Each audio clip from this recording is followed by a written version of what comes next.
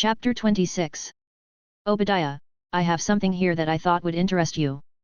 What? Beeb. An email has been received in your mailbox. Obadiah subconsciously opened the attached video in the email. Only a short 10 seconds. Inside is a battle. A blue-silver armor fights both an unpainted silver-gray armor and white's armor. On the chest of the blue-silver armor, the two big characters G3 are very conspicuous. And the silver-gray armor was built in the same style as the drawings obtained from the Ten Commandments gang. The battle begins. The video also stops abruptly here. The voice on the phone seemed to have timed Obadiah to read the email. How is it? Are you interested? What do you want to do? I want the blue and silver armor. Whether you steal it, grab it, or build it yourself, I want to see it.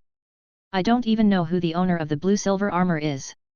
No way, this is the armor made by your two good nephews, you, and uncle, don't know anything about it. The voice on the other end of the phone seemed a little surprised. Obadiah's eyes became serious. He really didn't know that Louis and Tony had built such armor without making a fuss. He is indeed my good nephew. Tony. Louis. How long are you going to hide it from me? No way, I guessed it right, or did your nephew exclude you from Stark Industries management? It seems that I have found the wrong person, just pretend that I have never called. The person on the other end of the phone was a little disappointed and was about to hang up. But Obadiah's eyes sank instantly, and he said in a deep voice, What do you want to do? It seems that we can cooperate. I heard that after the Weapon Research and Development Department was closed, you gathered many professionals in the Weapon Research and Development Department. I just need that G3, whether it's the original version, or you can build it after you get the data. If possible, I think we can have a long-term cooperation. I provide the funds and you provide the armor. Obadiah was silent for a moment, and said, Tell me your identity. All I can say is, I'm from the military. Obadiah was silent and did not answer, he was considering the benefits of this matter for himself. There was no response from the other end of the phone for a long time, sighed, and said softly, It seems that I refused. Obadiah coughed softly and said, I agree, happy cooperation. Then, happy cooperation. After hanging up the phone, Obadiah stared at the video and watched it several times. But all his attention was focused on the energy reactor on Mark II's chest. There was also something like this on Tony's drawing before. Tony marked energy in this area. Obadiah had never been able to figure out what the energy on Tony's drawings meant, but now he thought of the strange contraption on Tony's chest. Obadiah finally got the point. This is the most critical step missing in the Iron Overlord that I built. As for the G3, if people in the military want it, then give it to the military. But Tony's arc reactor, I have to decide. In Tony's mansion, Louis watched as Tony rebuilt the arc reactor, one for himself and the other for Louis to use. As for the old piece, Tony was going to throw it away. Well, to be honest, I haven't tried putting my hand into someone's chest. Louis looked at Tony with disgust. This sounds a bit disgusting, are you sure you want me to come? How about another person, Pepper? Louis tries to avoid such things, and puts his hands in Tony's chest. FK it. Why does it feel a little hairy on the back? Pepper may not accept such intimate contact. Tony said with some regret. No one will accept it, do you think I can accept it? Louis said a little frantically. I really hate it. Why must it be me? If you change to Pepper, isn't it all the same? Stop complaining, I don't want to be you, but the only people I can trust are you and Pepper. There was a rare relief in Tony's eyes. Well, I'm glad you said that, though. But reluctance. You begged me to do it. Louis babbled so much that Tony wanted to get up and beat him up. Louis picked up a new arc reactor and took the old reactor off Tony's chest. The moment he was pushed out, Tony's face turned pale. Louis speeded up. As Louis, who had developed 2 sets of armor, his hands were shaking when he installed the reactor. If one was not careful, Tony would be bye-bye. When the new arc reactor was successfully connected, Louis rushed out of the laboratory without saying a word. I'm going to wash my hands, the rest is fixed, you do it yourself. This is the first time I have had a negative centimeter relationship with a man. It's disgusting. Louis rushed into the bathroom, washing his hands frantically. Louis, if you say such misleading words again, you can get lost and sleep on the road. Tony's originally good mood was instantly destroyed by Louis. Qingming Reading Ceremony. Chapter 27. Louis washed his hands 5 times repeatedly and sterilized them with disinfectant. You might as well soak your hands in hydrogen peroxide for a while, Tony grumbled. That can't be done, my hands are used to make a Kamen Rider. Louis immediately vetoed Tony's proposal. Tony put on his clothes, and the new reactor on his chest was shining with white light, which was a little conspicuous. It really looks like Yajichuo's high beam. Louis saw the glow of the arc reactor, and suddenly thought of a Jichuo. It's a pity that the evolution of a Jichuo came from the power of ancient light. If Louis wants to build a Jichuo armor, he needs to find similar power. What Agito? Tony asked curiously. No, nothing. Louis shook his head. The damaged G3 armor was placed on the repair table, and Louis manipulated the mechanical arm to start repairing the G3 armor. Although preparing to build G3X, but for G3, Louis still hopes to give it a perfect retirement. Tony also knew about Louis' idea of building a new armor.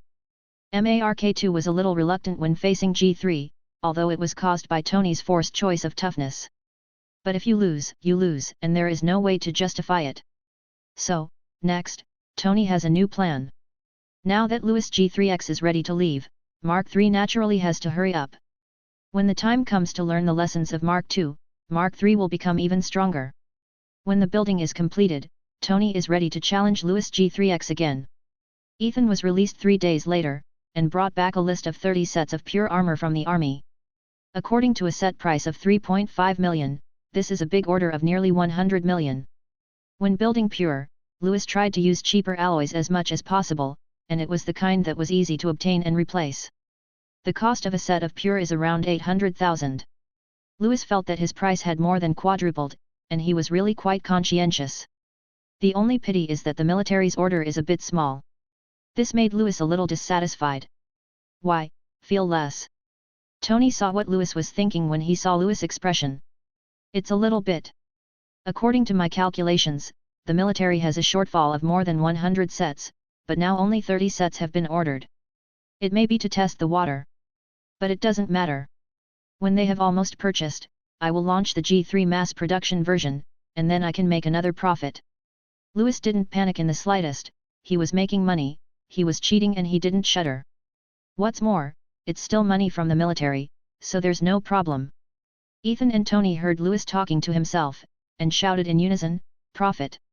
I really don't know if Lieutenant General Jason Wilson will have a cerebral hemorrhage after knowing Louis' plan. Back to the lab. With the addition of Ethan, Louis quickly completed the restoration of G3. Started the research and development of G3X. As an advanced version of G3, the data of G3X has doubled, and it also has a rich arsenal. That is to say, what Louis wants to build this time is not only the G3X armor, but also the exclusive arsenal equipped with it. To ask which weapon is stronger, Marvel New York Stark. This is not a joke. Although the Weapon Research and Development Department was shut down by Tony's brain fever, many researchers still stayed in Stark Industries. Louis applied to Tony to use these people to create exclusive weapons for his G3X, and the weapons for the Kamen Rider armor that he plans to build in the future can also be handed over to them. Tony thought for a while and said, but you have to make sure that these weapons don't fall into the hands of evil people.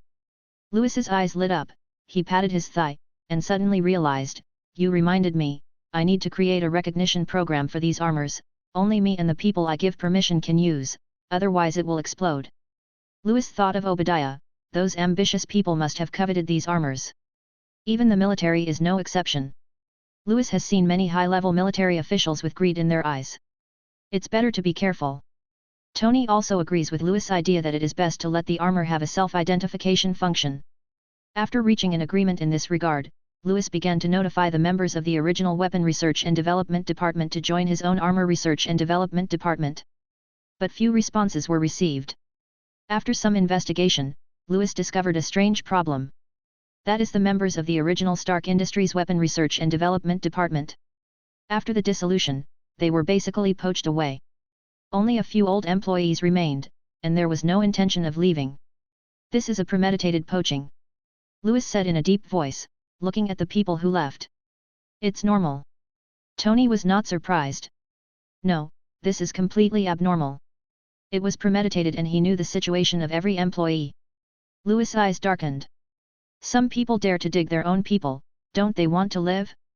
Moreover, in Stark Industries, except for a few shareholders, there is no one else who has this kind of ability. Louis suspected Obadiah immediately. After all, this guy has a criminal record. Obadiah, I've fed you for messing with you. But Louis really guessed right this time. At this moment, Obadiah has started the research on the Iron King in his factory. The researchers were dug out of the weapons R&D department. Qingming Reading Ceremony. Chapter 28. If Obadiah really did it, what did he want these researchers to do? Build your own weapons and start a smuggling business? Louis is more inclined to this possibility in his heart. If it's just a weapon business, then let's count it as a legitimate business. Louis didn't bother with him either. Right now, it is more important to complete the G3X arc reactor exudes soft light, in the dark night, like the most brilliant gem. Louis looked at the arc reactor carefully. Under the soft appearance, there is a murderous intent of radioactive elements. Tony, you use the palladium element to make the arc reactor. If you use it for a long time, you will also be poisoned by the palladium element. Louis asked. What was proven in the original play, Louis said it was just to make Tony be vigilant. Relax, not all radioactive elements can cause heavy metal poisoning, at least I look good now, don't I? Tony said with a smile when he heard Louis' words. He felt that Louis was a little concerned and confused. Palladium is often used as a related element in the Stark industry, and palladium poisoning rarely occurs. What's more, arc reactor is also radioactively isolated. As long as you don't get in close contact with the palladium element, there will be no problem. Ethan also echoed. Louis looked at the two suspiciously, as if he had overlooked some key points. Now, Tony still uses the arc reactor, but later redesigned the small arc reactor for convenience. That is to say, it is an insert-type design reactor, in which palladium metal plates can be inserted into inserts to provide energy. Intimate contact should have occurred at that time. Louis smiled, feeling that he was really a little concerned and confused. What he wants to think about now is how to combine arc reactor and G3X enjoy an unlimited firepower mode with no mana consumption. In the laboratory, the three people got busy again. The two armors are also taking shape bit by bit. At the same time, Obadiah's private factory. Under the huge amounts of the jack, a gigantic figure like a colossus was quietly sleeping. When the energy supply was activated, the giant's figure began to move slowly, and every movement brought huge amounts of oppression. Such a body, such a weight. Even just standing there is a great threat. Boom! Boom! Every time the Iron Overlord moved forward, the ground trembled. In the laboratory, some researchers couldn't stand still and fell to the ground in embarrassment. In the voltage monitoring room, countless voltmeters began to soar rapidly. Beep beep! The detector issued a red alarm. Beep! Come on! The transformer was overwhelmed and made a series of electric current beeping sounds. There was even an electric current running around, and the street lights around the factory began to flicker, and finally fell into darkness. The surrounding neighborhoods also began to experience voltage instability. A massive power outage began to spread to the surrounding area. It was pitch black inside the factory. This is the source, and the blackout is also the first to be completed here. Iron King, who lost his power supply, returned to sleep mode. In the dark, there was unstoppable excitement on Obadiah's face. The power of the Iron Overlord is far beyond his imagination. In Obadiah's view, the Iron Overlord is definitely far more than the three armors in the video. What are those three armors? Obadiah showed a sneer. As long as the Iron Overlord has sufficient energy, no matter how much armor there is, he will not be afraid. Da-da-da. Obadiah tapped his fingers lightly on the table, and it seemed he needed to have a good chat with Tony. In the sky, Mark III completed its first test flight. Tony, who has experienced the MARK-2 test flight, feels faster and smoother this time. MARK-3 is the direct upgrade version of MARK-2, and Tony has done a lot of optimization upgrades. For example, beam cannons are added to the chest and palms, small missiles are added to the shoulders and wrists, and the propulsion devices on the legs and feet make the Mark III more flexible in the air. Titanium alloy steel ensures the free movement of MARK-3 at high altitude and low temperature. How do you feel? Louis asked. Mark III's visor opened, revealing Tony's iconic smile. It's great, Louis. I think you should also equip the G3X with air combat ability, the feeling in the sky is great. Tony said with some excitement. Although he didn't understand why Louis insisted on land combat armor, there was no doubt that he liked Mark III's combat method better. During this time, the only thing Tony wanted to understand was not to compare with Louis' strengths. The battle of Mark III should be in the sky. Hearing Tony's words, Louis shook his head without any excuse. In air combat, you can rely on air combat tools. But any battle will eventually evolve into a land battle. Louis knew there were some things he couldn't discuss with Tony, but there was no harm in sticking to the land battle. Tony unloaded the Mark III with an unstoppable expression. I just circled New York, and New York at night is so beautiful, I think I can fly with Pepper. I also saw Obadiah's factory. There seemed to be a power outage there. It seems that he has been very unlucky recently. Listening to Tony bragging about what he saw and heard on the air, Louis just watched Tony quietly. Wait. G3X will be finished soon, and I will let you know when the time comes. Your uncle, or your uncle. Qingming Reading Ceremony. Chapter 29. Tony's words didn't alarm Louis. He really didn't have time to pay attention to Obadiah. The left and right were just an ant that could be crushed to death at will. Power failure? Desyatien, isn't it normal for a block to have a power outage? Louis, when will G3X be completed? I remember that you have already installed it not long ago. Tony looked at Louis curiously. The result of that installation was perfect. However, the armor is actually installed, and there are no exclusive weapons. The G3X has too many exclusive weapon arsenals. Even if members with the original Armed Research and Development Department join, the progress is still a bit slow. The armor was originally fine, but the arsenal is too much, and it will take a little bit of time. I heard it can be done tomorrow. Then we must have a good fight. Tony still wanted to get revenge with a punch. Wait and see how I abuse you. Louis said contemptuously. Tony wanted to argue, but J.A.R.V.I.'s voice suddenly rang out. Sir, Mr. Obadiah's call. Obadiah. Tony and Louis muttered at the same time. What is Obadiah calling at this time? Tony and Louis looked at each other, neither of them wondering what Obadiah's purpose was. Last time, it was basically a breakup. Obadiah, is this hitting a wall again? Line connected. Soon, Obadiah's voice came from the other end of the phone. Tony, I think we need to have a good chat. Obadiah tried to hide his true emotions as much as possible. What are you talking about? Obadiah uncle, you should talk, haven't we already talked about it before? Tony sneered. His relationship with Obadiah, because of the Stark Industries thing, is getting more and more rigid. He is also not prepared to continue to have any intersection with Obadiah. I think we can reconsider the issue of the Weapons Research and Development Department. People from the military approached me to reopen the Weapons Research and Development Department, Obadiah said. Tony was silent. If the military was involved, this matter would not be easy. Louis felt something was wrong, but couldn't put it into words. So, I invite you to my house tomorrow, let's have a good meal and chat.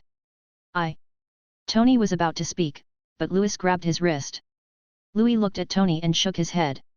He didn't know what the plot was, but Louis didn't believe Obadiah's kindness. Tony gave Louis a reassuring look. If you don't go, you'd be cowardly. Could he, Tony Stark, be a coward? I'll be there on time. Then I'll prepare the red wine from Arden Manor and wait for you. Obadiah hung up the phone, pumping his fists excitedly. Tony, your time has finally come. I will show you how powerful the Iron Overlord is. Let you be the first to feel the power of Iron King. Call disconnected. Louis looked at Tony puzzled, and said, why did you agree? You have no idea what's waiting for you in Obadiah. Don't worry, it's fine, I can take the Mark III with me, it'll be fine. Tony said relaxedly. But Louis still wanted to dissuade. But Tony interrupted Louis, and said seriously, as long as there is Mark III, I am invincible. After the Mark III was developed, Tony felt a little ecstatic. Louis felt that he had to give Tony a hard time. What if Tony drifts away? Just a good beat. Tony left, Mark III was installed successfully, he needed to drink a glass of red wine to celebrate. Come together, for Mark III. Tony said with a smile. Louis nodded and followed. Today is the day Mark III was born, maybe I shouldn't disappoint him. Even if Obadiah has some tricks, Louis swears, he will never let this kind of joker succeed. I was thinking of looking for an opportunity to crush you. Obadiah, don't you bring it up yourself. Louis' gaze became icy cold, and the aura on his body could almost kill people. Feeling Louis' aura, Ethan shrank his head. Not talking. He could see that Louis was very angry now, and he was just suppressing his anger. To celebrate the successful installation of Mark III, Tony, who was about to drink some wine, got completely drunk. Drunk as hell. Louis was also a little drunk and didn't wake up until noon the next day. Tony was like a pig, sleeping soundly. Only Ethan had woken up and was staying in the laboratory. Ethan, I'll leave it to you, I'll go to the Armor Research and Development Department. Louis has a sense of urgency in his heart, and he needs to quickly install the G3X completely. The original Weapon Research and Development Department was changed to the Armor Research and Development Department. The cold killing machine G3X stands quietly in the center. How many exclusive weapons are left unfinished? Louis asked. Mr. Louis, the only exclusive weapon left is the ultra-high-frequency oscillating sword, which is still under development. We still can't achieve further frequency breakthroughs, and the lethality is not much stronger than before.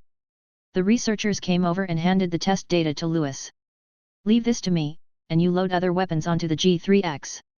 Louis looked at the data in his hand and decided to strengthen the UHF oscillating sword by himself. In Tony's villa. Tony woke up in a daze, and glanced at the time. It was already past 5 in the afternoon. Sir, Mr. Obadiah has called 3 times. J.A.R.V.I.S.S. voice sounded. Respond to the message and I'll be right there. Tony got up, he needed to take a shower to refresh himself. Then, go to Obadiah's house for an appointment. Ethan knew that Tony was about to leave, and immediately called Louis. This is Louis' request. Buzz buzz. Buzz buzz. Cell phones buzzed on shelves in the lab. But Louis, who was focused on the progress of the UHF oscillating sword upgrade, didn't notice these sounds at all. Qingming Reading Ceremony. Chapter 30. Tony's car parked firmly in front of Obadiah's house. Obadiah waited eagerly, and finally waited for Tony's arrival, and almost ran out to meet Tony. Tony, it's really been a long time since we haven't seen you this time, and I haven't seen you in the company. Obadiah rushed up and hugged Tony. It made Tony want to push Obadiah away. If Louis encountered this kind of thing, he would basically kick him out and say sorry, I'm not interested in men indifferently. However, considering that Obadiah is a shareholder of Stark Industries, Tony still endured it. But Obadiah's enthusiasm still made Tony feel that something was wrong. But when he thought of the Mark III on the back seat of his car, Tony's mood calmed down. Obadiah uncle, let's get down to business. Tony countered coldly. Don't worry, let's eat first. Obadiah said enthusiastically. Tony assures that even Obadiah couldn't have been this enthusiastic when he met the man of his dreams. Just wanted to punch him in the face, Tony thought grimly. The other side. Ethan has called Tony nearly 30 times. But no one answered all the time. Mr. Louis, what are you doing now? Ethan thought anxiously. In the end, he decided to go to the Armor R&D department to find Louis. However, Louis' phone call came. What's the matter? Has Tony already made an appointment? Louis didn't realize it was nearly 6 o'clock until he subconsciously glanced at the time just now. Looking at the phone, more than 30 missed calls were all from Ethan. Yes, Mr. Louis, Tony has already attended the appointment. Ethan said immediately. Tony's gaze was icy cold. The loading progress of the UHF oscillating sword was only 37%, and it was too late. It doesn't matter, there is no UHF oscillating sword, relying on other weapons is enough to deal with it. Ethan, you come to the Armor R&D department now, wait until the UHF oscillating sword is loaded, and send it to me immediately. After Louis finished speaking, he hung up the phone. He is now going to take G3X to see what kind of conspiracy Obadiah is up to. Tony ordered a Coke because of his hangover. Obadiah's face was not very good, and he had one drink after another with Tony. Obadiah uncle, now we can talk about business. Tony looked at Obadiah warily. Tony, the device on your chest is a miniature version of the arc reactor in the military factory. Although Obadiah questioned it, he spoke in an affirmative tone. He was pretty sure that this was a scaled-down version of the arc reactor. Tony clutched his chest subconsciously, but didn't retort. What is Obadiah's purpose? Seeing Tony's reaction, Obadiah smiled. He finally showed his ugly face and reached out to grab Tony's chest. Tony tried to push away, only to realize his body was losing strength. "What are you trying to do?" Tony asked coldly. Obadiah really had a conspiracy, but Tony never imagined that his purpose was to seize the arc reactor. "There are ready-made ones in the Stark military factory, what does Obadiah want this for?" "I want to be dictator." Obadiah laughed. He took out the arc reactor on Tony's chest. "Look, what a fascinating light, this is the world's top energy technology, with it, you can dominate the world. But both of you father and son are of the same virtue. Your father wants to create sustainable energy to change the world, but you actually use it to sustain life? Ridiculous, absurd. Tony, I'll show you what the arc reactor really does." Obadiah took the arc reactor and left quickly, the Iron King needed it very much now. Tony watched Obadiah leave, feeling his body go cold. The feeling of death came over him, and he could hardly breathe. He now regrets why he didn't listen to Lewis and put himself in danger. Obadiah's conspiracy is definitely more than that, he definitely has a bigger plan, an arc reactor is just an indispensable key in it. Tony struggled to get out his phone and call Louis. But now he can't even move. Silver lightning gallops down the street. Master's vital signs are declining. J.A.R.V.I.S. reported Tony's condition. "Damn it, it must be the arc reactor."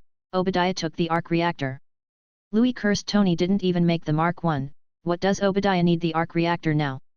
He used his head to build the Iron Overlord? Is it difficult for the world to consider rationality in order to prevent itself from changing the world line? Louis really wants to see what is in the brain of this world and the universe, but right now, it was more important to get Tony back. Tony's location is in Obadiah's villa in the Mel block. When Louis arrived, he saw Tony's Audi R8 parked at the door, and the armor of Mark III was placed in the back seat. Louis rushed into Obadiah's villa quickly. Forcibly broke in. "Alarm, alarm, someone broke in, someone broke in." The alarm issued a red light alarm. Boom. Louis smashed it with a punch. First floor, no one. On the second floor, Tony sat on a chair by the balcony with a pale face. There is a hole in the chest, the arc reactor has been taken by Obadiah. Tony's consciousness gradually fell into a coma. Louis immediately took out the old-fashioned reactor that he had not discarded. They were all going to be thrown away, but Louis kept them just in case. Sure enough, the world would still correct the changes Louis brought about. The arc reactor was mounted back on Tony's chest, and Tony gasped. He really almost saw Death God. "Louis, I should have listened to you." Obadiah took my arc reactor. "He must have other plans, go and stop him," Tony said immediately. Boom. Boom. The ground is trembling, obviously a big guy is coming here. Louis sighed, and said helplessly, "No, he's already here." Qingming Reading Ceremony. Chapter 31. Huge amounts of tremors caused this multi-million-dollar villa to crumble. A giant-like figure is walking towards here. Don't think about it, it is definitely the Iron Overlord. Louis was puzzled, Tony's physical Mark I didn't show up, how did you, the Iron King, come out? The Iron Overlord, which was 2 stories tall, was looking at Tony and Louis on the second floor. Obadiah's voice came from within. "See, Tony, this is the real usage of the arc reactor, I am the Iron King, I am the dictator." Obadiah laughed wantonly, and the Iron Overlord struck out. One punch destroyed the second floor of the villa. Fortunately, Louis reacted quickly and dragged Tony aside. "FK, is this old bald man sick? Demolish his house." Louis looked coldly at the huge amounts of Iron Overlord. It doesn't look any different from the original. However, in the original play, the Iron Overlord was killed only by relying on the large arc reactor. "FK it. Where the hell are you going to find the arc reactor? Call for Pepper to deliver?" "Hey, Pepper, can you send me the arc reactor? It is the arc reactor that weighs 36.17 tons. Mr. Louis, FK your arc reactor, I quit." Louis shuddered and withdrew his brain supplement. "That's really not realistic. Have you felt the power of the Iron King? Tony, and Louis, you all have to die today." Obadiah looked at the 2 people who had no resistance to ability, laughed, and manipulated the Iron King to attack the 2 people again. Louis dragged Tony away again, but there were fewer and fewer places to hide on the second floor for Fang Yu. Let's go downstairs, Mark III is in the car. Tony said, regaining some strength. Louis looked outside, the Iron Overlord who was about to destroy the villa. Spit out. I'll distract him, and you'll put on Mar 3. Louis and Tony fled to the first floor. Louis found a place, and quickly replaced the G3X. The upgraded G3X still has the same appearance as the G3, but the material has been replaced with a lightweight high metal material. With increased strength, the weight is still much lighter than before. Tony looked at Louis and nodded emphatically. Louis never thought that the first show of G3X would be against a big guy like Iron King. The blue and silver G3X came out of the ruins. The Scorpio in your hand is ready to go. It crazily fired at Iron Overlord's shell, making tinkling and colliding sounds. Although it didn't do a lot of real damage, it still caught the attention of Iron Bully. Obadiah sneered at the tiny G3X, the one in the video. But it looks like there have been some changes. Is there an X more than the original G3? It still looks weak and vulnerable. Obadiah's attention was attracted by G3X controlling Iron Overlord. He is going to smash G3X into a pile of scrap iron first. As for Tony, let him witness the death of his brother. Scorpio's bullets had no effect on Iron Overlord at all. That layer of outer armor is really too hard. What Iron Overlord, why don't you just change your name to Iron Turtle? Louis mocked. Feeling helpless in his heart, Scorpio has never considered using it to deal with this kind of enemy. He is covered in iron armor and his defense is ridiculously high. In the corner of Louis' vision, Tony had already moved to the side of his car and opened the door. But Obadiah found out, too. Seeing the Mark III in the box, Obadiah seemed to have seen something novel. Is this what you've been doing all this time? Tony, you're weak. Obadiah controls the Iron Lord, and he doesn't want another nimble enemy. Iron Overlord's defense is sufficient, but his speed is pitifully slow. I want to say, have you forgotten me? G3X took advantage of the Iron Tyrant's stunned effort and jumped onto the Iron Tyrant's shoulder. Salamander has been installed on top of Scorpius. Try this, Louis said. The salamander aimed at the Iron King's side face, breathing howitzers. Boom! Howitzers exploded at close range, creating a red glow in midair. Even people from other parts of New York saw the scene here. This is bound to be tomorrow's headlines. Louis wanted to live to see what the papers would say tomorrow. Tony's heart tightened. He saw G3X fall from the sky. The shockwave that exploded at close range made it impossible for G3X to stand firm on Iron Bully. Boom! G3X fell heavily to the ground, and Louis rolled on the ground a few times with the help of inertia, and only then did he remove the impact. How? Killed him! Tony yelled. Call! Before Tony could finish his sentence, a huge amount of palm waved out in the smoke and dust of the explosion, almost sucking the air dry. Iron Overlord was a little embarrassed. The armor on his side face was severely damaged, and some parts were melted by high temperature. But such an injury is not a big problem for Iron Overlord. You're PG me off, Louis, you bloody bug. Obadiah was annoyed, and chased after Louis to attack. Every time he stepped on the ground, every time he punched, the surrounding houses were completely destroyed. Nyupai, why don't you join the demolition team? You definitely have a future. Louis taunted while avoiding the attack. Obadiah was about to go crazy, and the only thing left in his mind was to kill Louis. Tony also took advantage of this time to wear Mark III. Welcome back, sir. J.A.R.V.I.S said immediately. I'm glad you're here, too, Tony said with a relieved smile.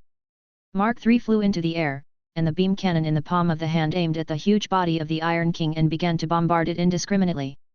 Louis took the opportunity to stay away from the Iron Overlord and breathed a sigh of relief.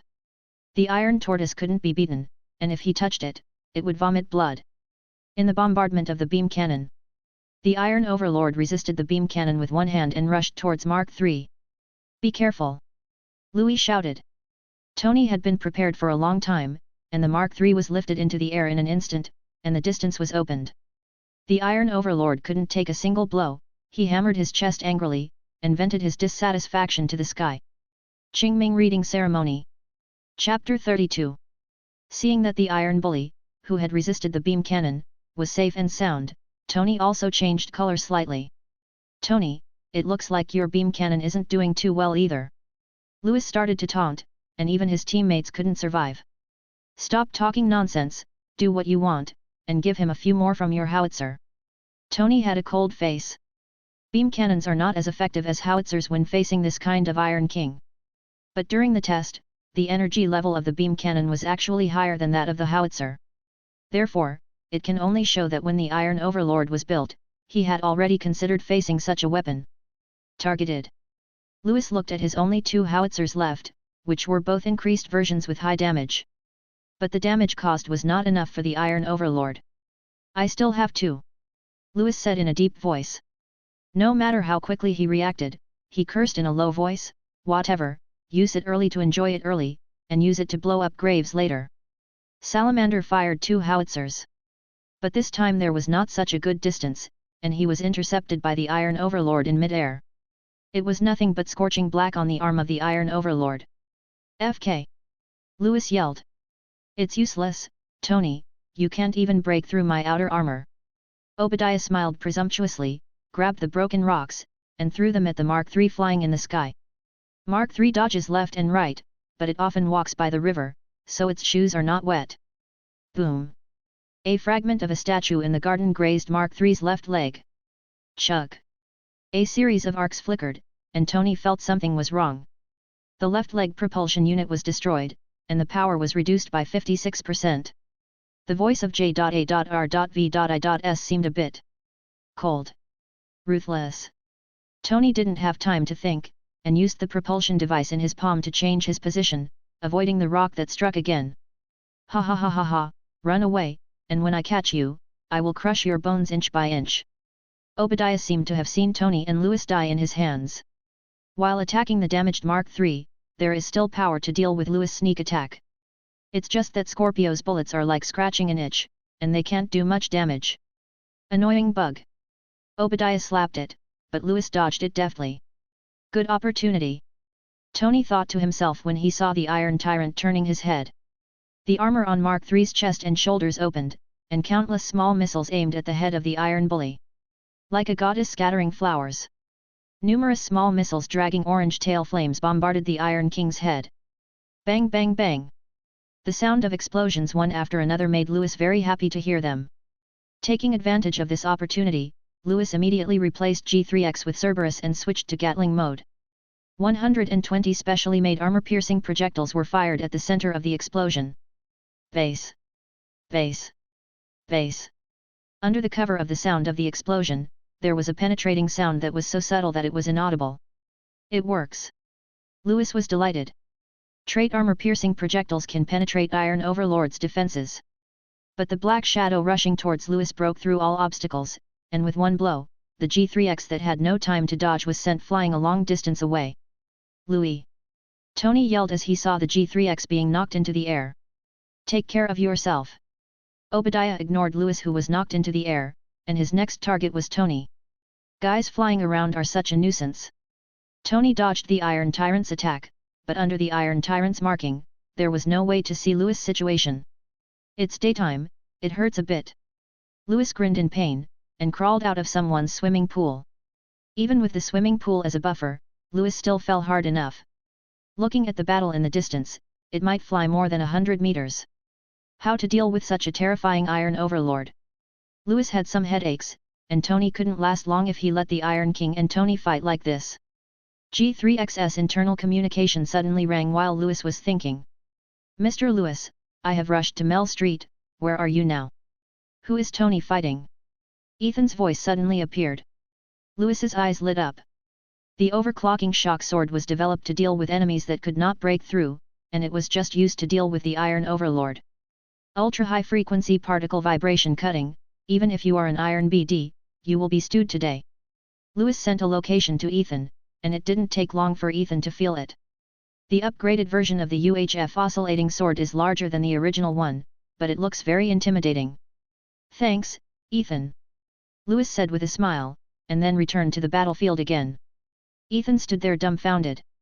Just now, Mr. Tony said thank you to me? It's really rare. Under the siege and interception of Iron Bully, Mark III was on the verge of falling, and its energy was dropping sharply. Tony was ready for a tactical evacuation. But on the battlefield, the appearance of the blue and silver figure made Tony stunned for a moment. Hehe, this little bug is really big. It's not dead yet. What's in your hand? A toy. Obadiah sneered. Seeing the UHF oscillating sword in Louis' hands, he was even more dismissive. So many weapons are useless, do you really think it will be enough to change to a sword? Tony, get out of the way, this is a battle between me and this BD. Louis said coldly. Then let me see what you are capable of. Obadiah shouted angrily, and rushed towards Louis.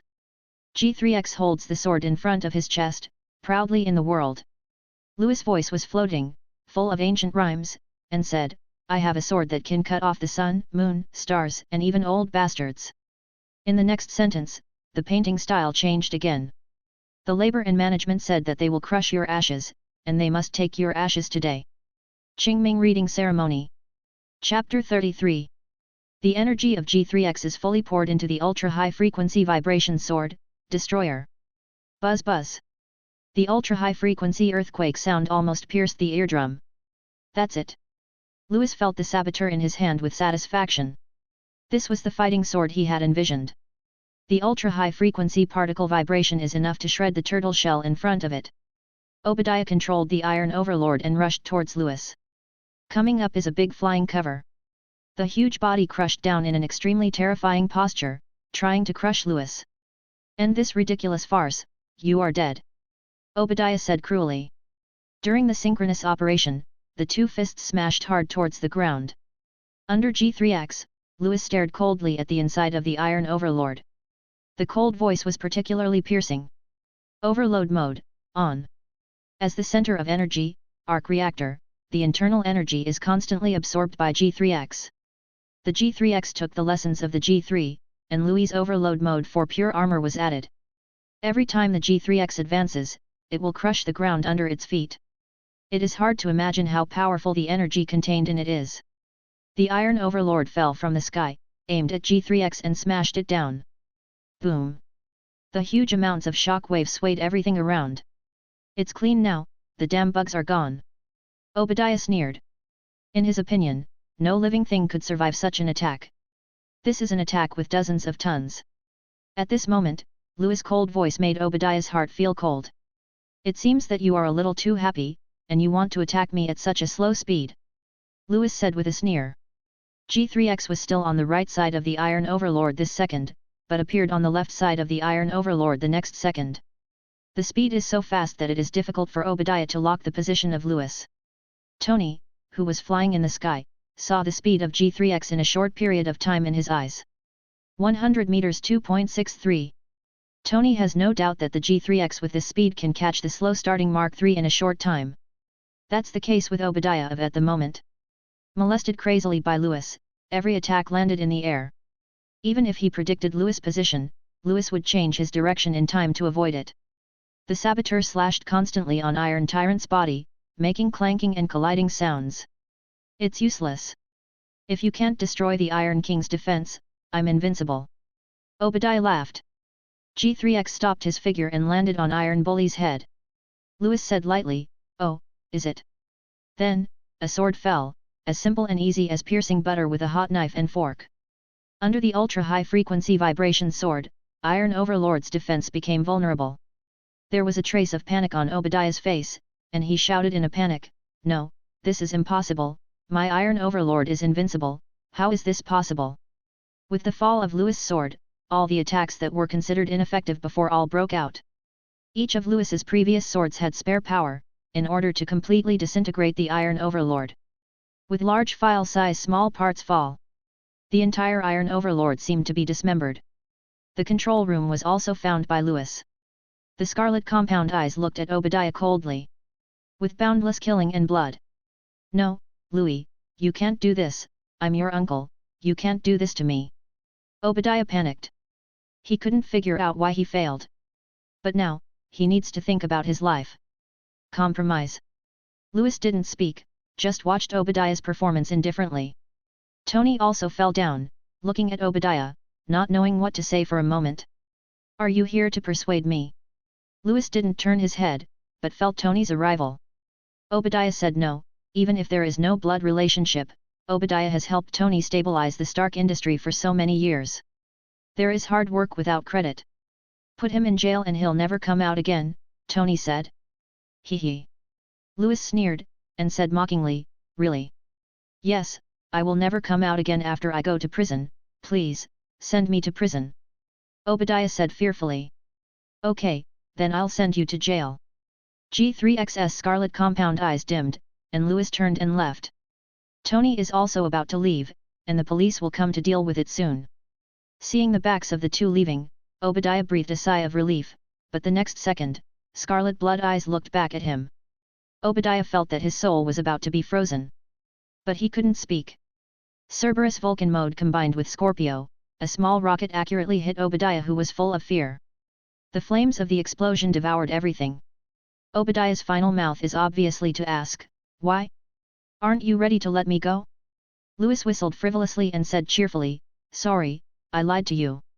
Before Tony could react, Louis' attack had already destroyed Obadiah. Tony looked at Louis and didn't speak, but felt that Louis was a little strange at this moment. I have no intention of leaving enemies for myself. Louis showed his usual playboy kind smile. Ethan, who was in the distance, almost fainted when he saw the battle. It's really scary. Louis walked by Ethan, suddenly remembered something, and said to Ethan, Ethan, help me gather Mr. Obadiah's ashes. Hey? What? Why? Ethan couldn't turn the corner. I said that if I want to crush his ashes, I must lift his ashes. This is a man's promise. Louis said easily. Tony and Ethan were left dumbfounded. After killing someone, you still want to throw his ashes away? You are going too far. Qingming Reading Ceremony. Chapter 34. A huge explosion occurred in Mel Block. Suspected unknown creatures are fighting. In the huge explosion, 17 people were killed, 37 people were seriously injured, and 63 people were slightly injured. Director of Stark Industries, Obadiah Stein, has confirmed his death in this incident. The National Strategic Defense Attack and Logistics Support Agency announced its involvement in this matter. Foreign terrorist group, the Ten Commandments Gang, announced that it is responsible for this matter. Snapped. Louis turned off the TV, and since the morning, a series of relevant news has been played on the TV in a loop. It's all about yesterday's fight. But the most important information was all blocked by SHIELD. Louis couldn't believe that no one had photographed his battle with the Iron King. But it didn't spread, which means that the government officially intervened in this matter. J.A.R.V.I.S. Where's Tony? Why didn't I see him? Louis arrived at the laboratory, but Tony was not in the laboratory. There is only one damaged Mark III in the laboratory, and Ethan. Mr. Louis, because of Mr. Obadiah's death, the master needs to hold a press conference to express some sadness. The issue of Obadiah's shares also needs to be dealt with by the master. Louis's eyes lit up. Obadiah's shares, this is a good thing. However, as Tony closed the Weapons Research and Development Department. With regard to the equity in Obadiah's hands, many people maintain a wait-and-see attitude. It's probably going to be auctioned by then. Louis looked at the G3X that had gone through a hard fight yesterday, and the saboteur had been completely scrapped. When facing a tortoise shell like the Iron Overlord, even the ultra-high-frequency vibration sword is still powerless. So in the overload mode, although the G3X can be easily eliminated, the original material cannot withstand such energy intensity. After completing the last blow yesterday, the fighting career is completely over. Louis sighed helplessly. The strength of G3X was still a little weaker. You need to build stronger armor yourself. Moreover, research and development on nanoscale materials also needs to be started. Louis didn't want to give him a minute or two to put on his armor before the next battle. Click. The door of the laboratory was opened. Tony walked in, looking a little uncomfortable. What's the matter, Tony? Will the reporter be upset? Louis asked with a smile. The reporter meeting was very pleasant. Pepper's speech was well written, except that the word count was a bit too long, but I was entangled by a strange guy. Tony said helplessly. Did they call themselves the National Strategic Defense Attack and Logistics Support Agency? Louis guessed more or less. Just know Phil Coulson they won't give up, especially after what happened yesterday was covered up by SHIELD. Fury would definitely notice himself and Tony. Beep. The doorbell at the gate rang. There are two strange gentlemen at the door. J.A.R.V.I.S called out the surveillance camera at the door. In addition to Phil Coulson, there is another one that Lewis is very familiar with. Fury. Lewis smiled, and suddenly he missed Fury's mare FK a little bit. However, in the original world line, only Phil Coulson came alone, and now that Fury is also here, it may still be useful to pry the world line by himself. J.A.R.V.I.S, blacklist these two, Tony said quickly. He hadn't met Fury, but Phil Coulson had been pestering him all morning, and Tony wasn't exactly a nice guy. No, J.A.R.V.I.S, let the two of them come in, I'm very interested in them. Lewis said. Tony glanced at Lewis, wondering what Lewis was thinking. But the previous few incidents all represented Lewis's correctness. Tony chose to trust Lewis this time, and said again, okay, let the two of them come in, and then they will be blacklisted. Well, Tony is still Tony. The door is opened. Phil Coulson and Fury walked into Tony's house for the first time. How big is this place? Phil Coulson said. At least we're off to a good start. Fury breathed a sigh of relief. Fortunately, this Tony is not a willful person. Fury didn't know that the not-so-willful person in his mouth had already blacklisted him. In the living room, Tony looked sternly at the two people who walked in. Let me introduce myself, my name is Phil Coulson and this is Fury, our chief, said Phil Coulson. Sorry for the trouble my staff caused you earlier. Fury smiled and naturally sat across from Tony. Tell me, what do you want to see me for? Tony was a little impatient. If it wasn't for Lewis' request, Tony wouldn't be chatting with these two people here. He and Pepper were going to have lunch together at noon. We would like to invite the two armored warriors from yesterday's battle on Mel Street to join us. Fury cut to the chase. We will hide our identities for you, no matter who they are, we will not come to harass you. Fury felt that he was very sincere. You know, it took a lot of effort to suppress the information of Tony and Louis. Sorry, I don't need it, and I don't want to join any organization. If there is nothing else, I think you can leave first. I have an appointment at noon. Tony issued an eviction order. Fury's face froze. How could there be such a negotiation? Won't you listen to my other conditions? Why don't you bargain for a price? Please, please bargain. When the two sides were in a stalemate, Lewis suddenly came out, showing a kind smile. Phil Coulson immediately felt a chill. Last time, he was bewitched by this smile and thrown into the trash.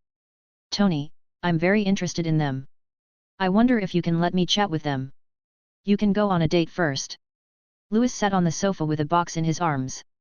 Tony glanced at Louis, not knowing what the hell he was up to. However, the date is coming up, and Tony has no time to waste here. He took a suit of clothes and rushed out. Hearing Tony's car leave, Louis eyed Fury and Phil Coulson. Fury felt like he was being watched by a poisonous snake, ready to bite him anytime, anywhere. I don't know how much you are going to pay to invite us. Lewis asked with a smile. We can help you hide. Fury repeated. But was interrupted by Lewis. FK, just a group of Hydra undercover agents inside your SHIELD still hidden? Am I afraid I won't die fast enough? I don't need to hide, and neither does Tony, I think, I need something practical. Like? Fury asked tentatively. For example, the tesseract left by my father back then. Lewis showed a slight smile, propped his neck, and took a pen to write and draw on the paper, with the shape of tesseract on it. Fury and Phil Coulson only felt the surroundings were icy cold, and the Lewis in front of him seemed to be omniscient and omnipotent. Tesseract is indeed what Howard Stark left behind. But why would Louis know so much? What else does he know? Qingming Reading Ceremony. Chapter 35.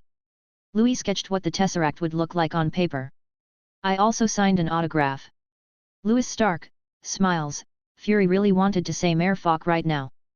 Who the hell wants to see your bracketed smile? Fury and Phil Coulson's hearts went cold when Louis drew the tesseract. They knew that Lewis had definitely confirmed the position of tesseract.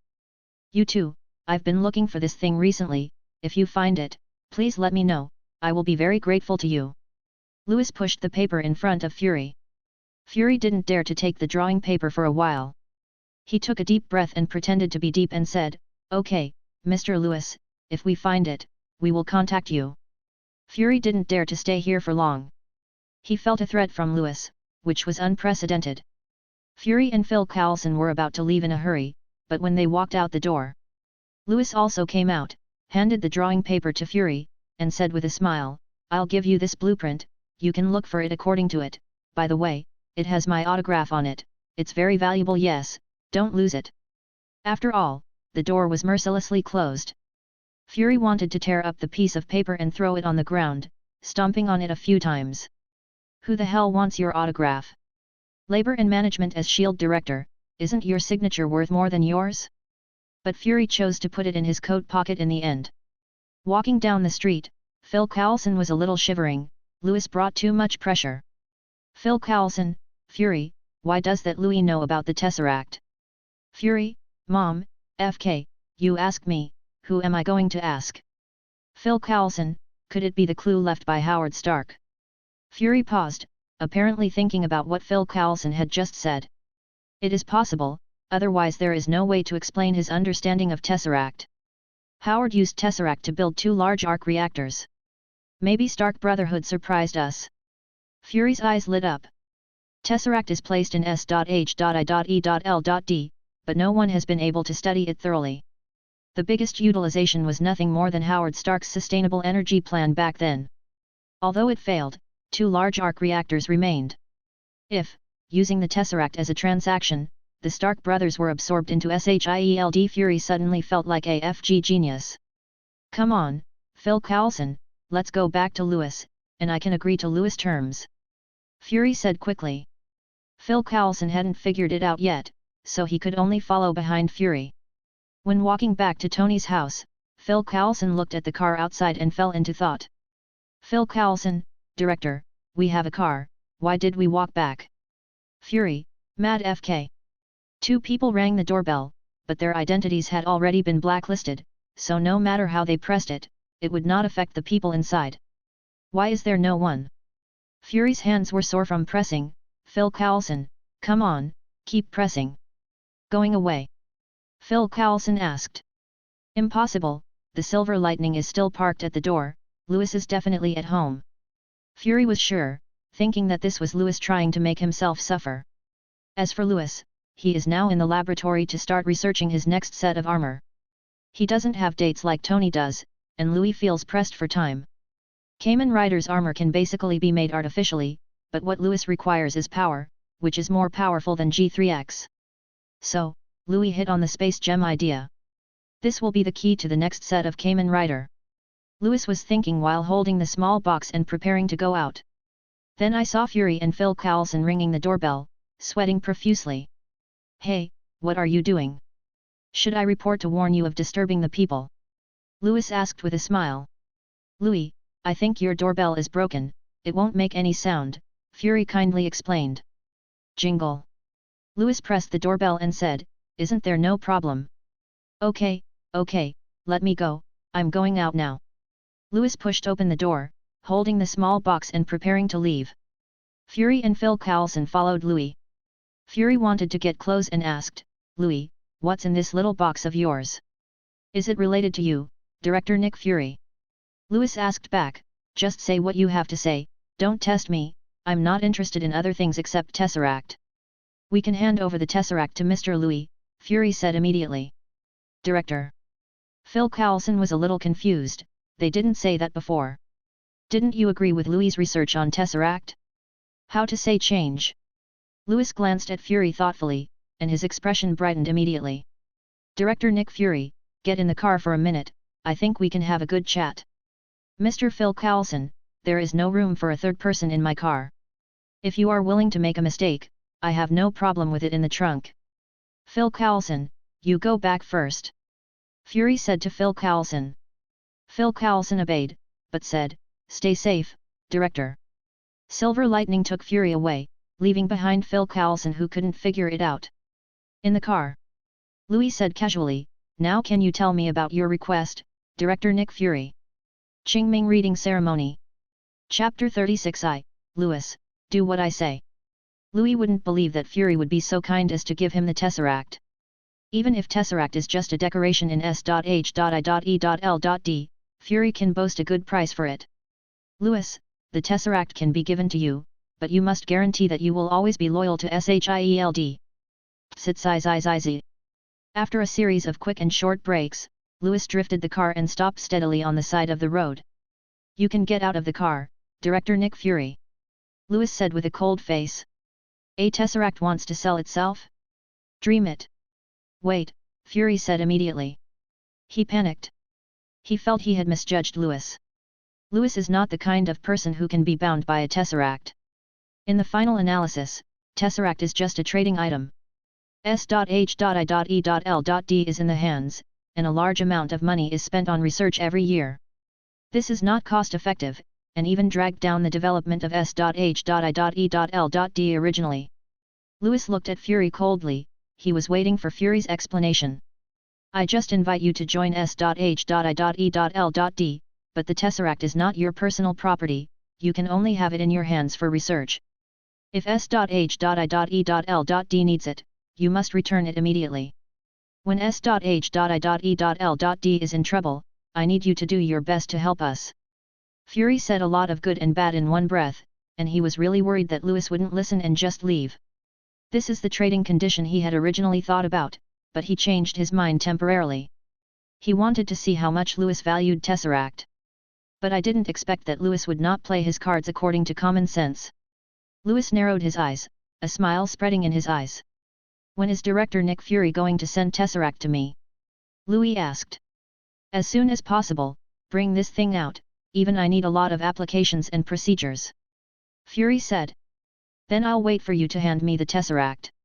May I ask, what are you going to use Tesseract for? This is something Fury is very concerned about. Arc reactor can't use the palladium element. I need a new element to replace it. I heard that my father found the new element in Tesseract. I want to find it and see if I can artificially synthesize it. Louis made up an excuse. It's true, and it's something Fury knows. So Fury didn't have much doubt when he heard Louis' explanation. Sure enough, Howard left something behind. Fury was still guessing that what Louis knew came from Howard's notes. Silver lightning galloped to the cliffs by the sea. Along the way, Fury is telling Louis everything about SHIELD. Louis, who knows the plot, actually prefers to call it the story of Director Nick Fury and a group of Hydra undercover agents. Fury watched Louis solemnly take out the small box, feeling a little puzzled. In the meantime, Louis put on his gloves, grabbed a handful from the small box, and threw it into the distance. The grey and white matter drifted away with the wind, slowly drifting into the distance. What are these things? Fury suspected that Louis was spreading some kind of biological weapon. What? It's ashes. Director Nick Fury, would you like some? Louis invited with a smile. Whose ashes? Louis, did you kill someone? Fury felt that one head and two were big for a moment. Isn't it true that the newly recruited members cause trouble for themselves? Obadiah, you shouldn't pursue the death of an extremist, right? As I said, I will raise his ashes, and I will never break my promise. Louis felt a little tired from lifting, so he simply threw the small box down the cliff. Fury had already scolded Magi Fake countless times in his heart. You are so crazy. If you say raise ashes, also deliberately ran to the cliff to Yang? Life needs a sense of ritual, do you need it too for raising ashes? Looking at Louis's kind face, Fury silently repeated in his heart, this is all an illusion. It's all an illusion. Louis is an out-and-out ruthless guy. Obadiah deserves to die, why are you messing with him? Fury felt a little regretful, maybe he shouldn't have agreed to hand over the Tesseract to Louis. Louis drove the Silver Lightning back home, and Fury? Let him take a taxi home by himself, the Trigger Wing headquarters and his home are not in the same direction. Tony hadn't returned yet, and Louis was already vaguely expecting Fury to hand the Tesseract into his hands. Ethan, let's develop new armor, I have a good idea. Louis shouted loudly. Before the arrival of the Tesseract, Louis was ready to build the foundation of the armor. Ethan immediately ran out of the lab. Really, Mr. Louis, new armor? Ethan has never seen armor updated so quickly. Even Mr. Tony needs a lot of thinking. But I didn't expect that Louis' armor said that it was built, and it didn't even need to stop. Ethan suddenly felt that Louis was much stronger than Tony. Mr. Louis, Tony seems to be in trouble. The voice of J.A.R.V.I.S sounded, and the TV was automatically turned on, tuned to a live interview program. The subject of the interview turned out to be Tony, who was dating Pepper in the restaurant. What's going on? Louis' expression changed. Countless reporters surrounded Tony and Pepper. Mr. Tony, someone exposed the 3 robots fighting. Is this a new weapon from Stark Industries? Mr. Tony, please explain the death of Mr. Obadiah. Mr. Tony, is it certain that Obadiah was testing these weapons at the time? In the restaurant, under the watchful eyes of everyone, Tony showed his usual smile and said, actually, ahem, I have a showdown, I am Iron Man. Everyone present, and everyone who watched the live interview were shocked. Even Pepper looked at Tony in surprise. Chapter 37. Snapped. Louis turned off the TV and closed his eyes. Ethan wanted to continue watching, but seeing Louis' appearance, he still didn't dare to speak. Louis's mind is a little messed up, he is trying his best to change the world line, but it will always be corrected by the world. After all, he was too weak. If it is strong enough, the world line can definitely be distorted. Slap. Slap. Louis' fingers tapped on the table again and again. This made Ethan feel flustered. Didn't you mean to build new armor? Why is Louis exuding such a terrible breath? In Louis's mind, countless sets of Kamen Riders armor flashed in his mind. Bring some paper here, Louis said suddenly. Ethan finally heaved a sigh of relief, now he can finally not have to endure Louis' arrogance. Louis in silence made Ethan feel uneasy. It was like a sleeping volcano that could erupt at any time. Ethan suddenly misses the usual naughty and mischievous Louis.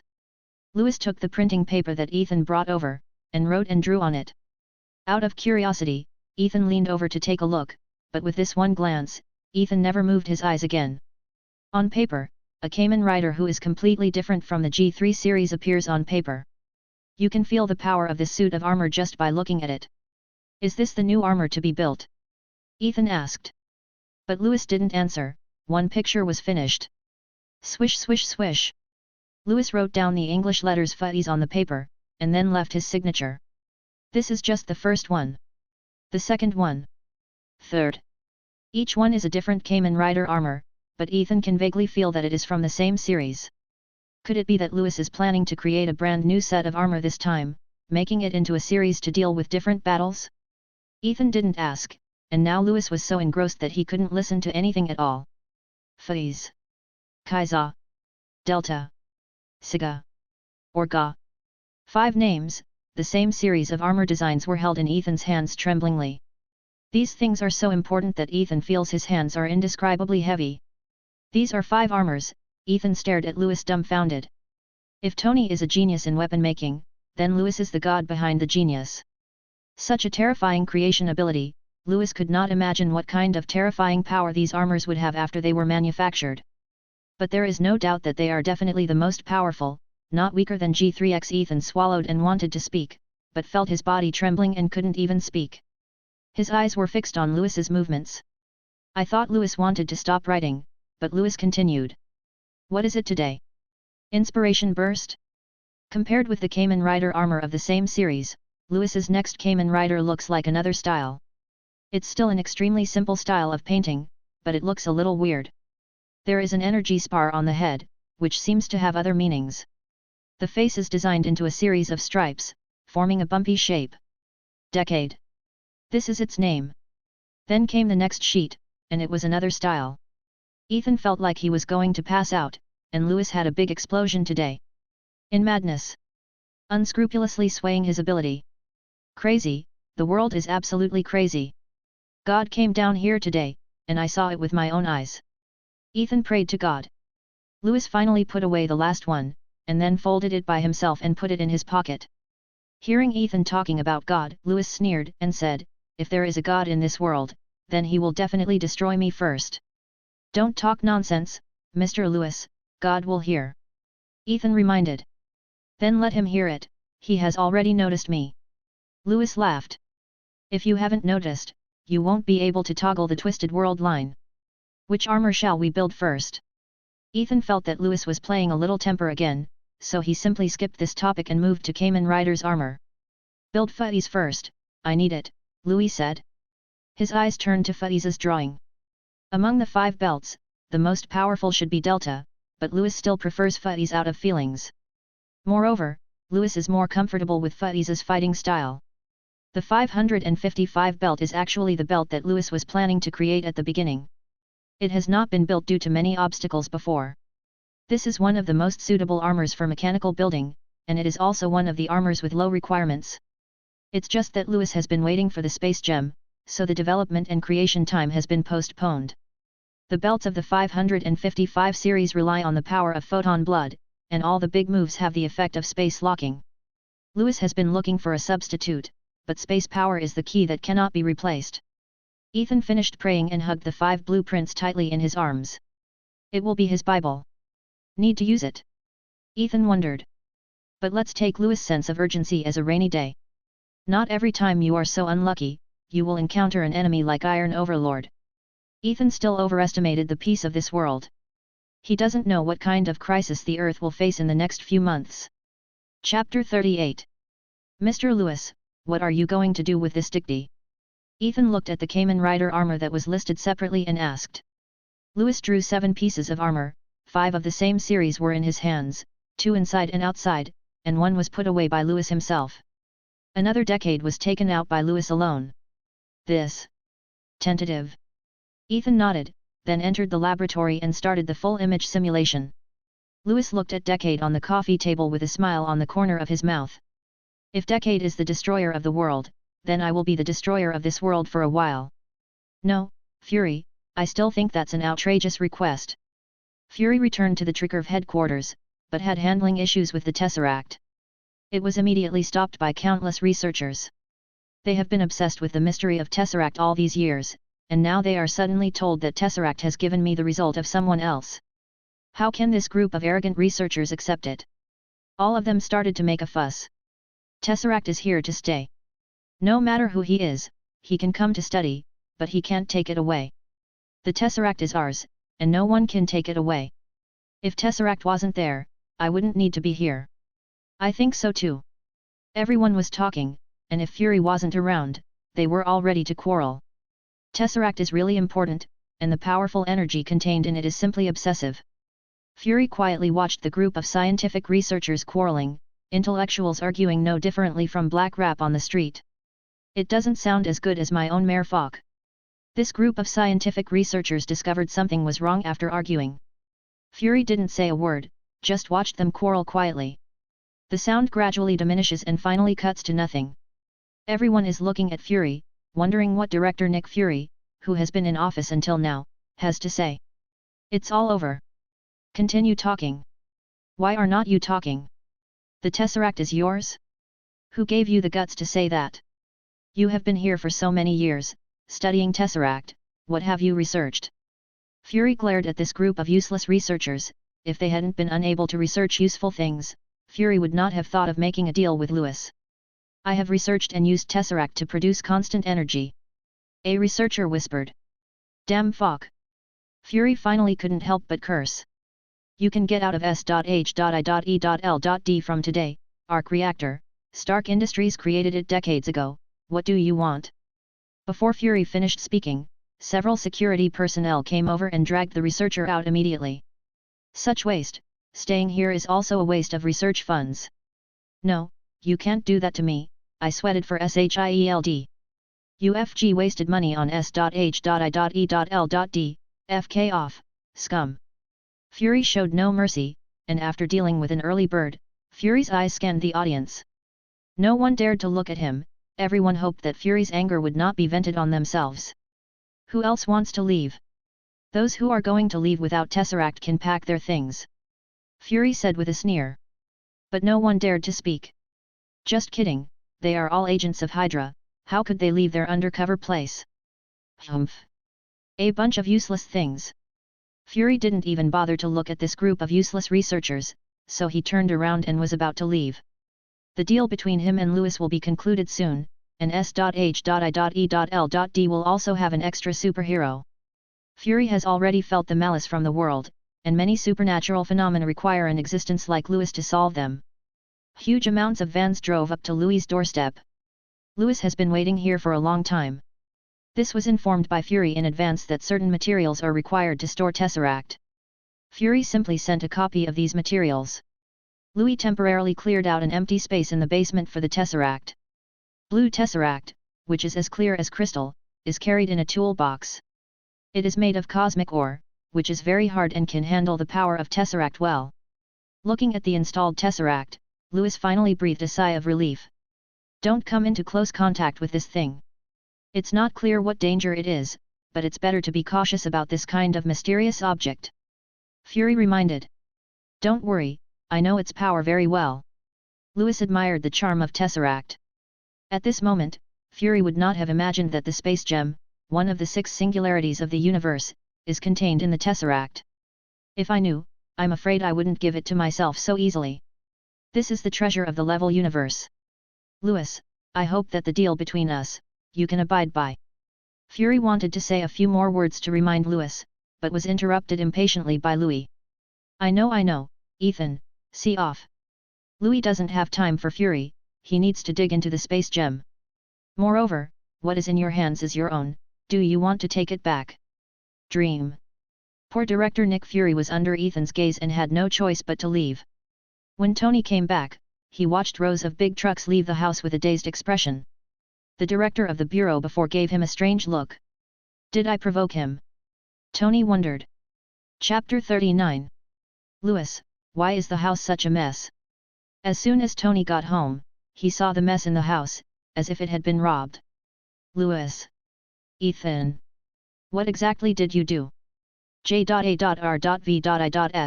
are you there? Tony yelled, but no one answered, not even Jarvis. At the moments J.A.R.V.I.S is being taken away by Louis as a coolie. For Tesseract's huge amount of calculations, J.A.R.V.I.S entered a snail-like forward speed. Sorry, Mr. Louis, the amount of calculation is too huge. It is like a galaxy. Although there are regularities, the calculation data is at least more than 1 trillion times. J.A.R.V.I.S said apologetically. Louis frowned, he knew it would not be so easy. Although J.A.R.V.I.S is already an artificial intelligence, it is still very small for calculating the singularity of the universe. Collect data first. Louis said helplessly. With the help of J.A.R.V.I.S, the progress of Tesseract data collection is very fast. Tony opened the door to the lab, but it was empty. Please don't tell me, I'll just go out on a date and you're all abducted by aliens.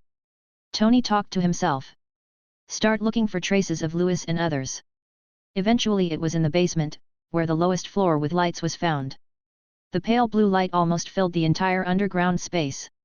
Even with the isolation of many special materials, the power of Tesseract is still spreading constantly.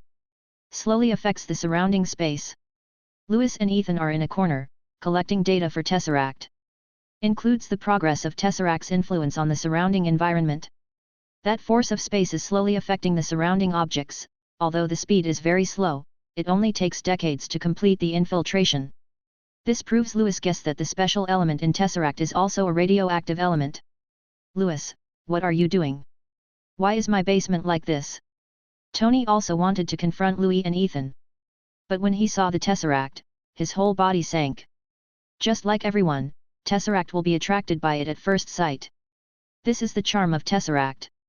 Where did this thing come from? Tony was shocked. He clearly judged that Tesseract has infinite research value. The question is, where did this thing come from? It's the director in the morning.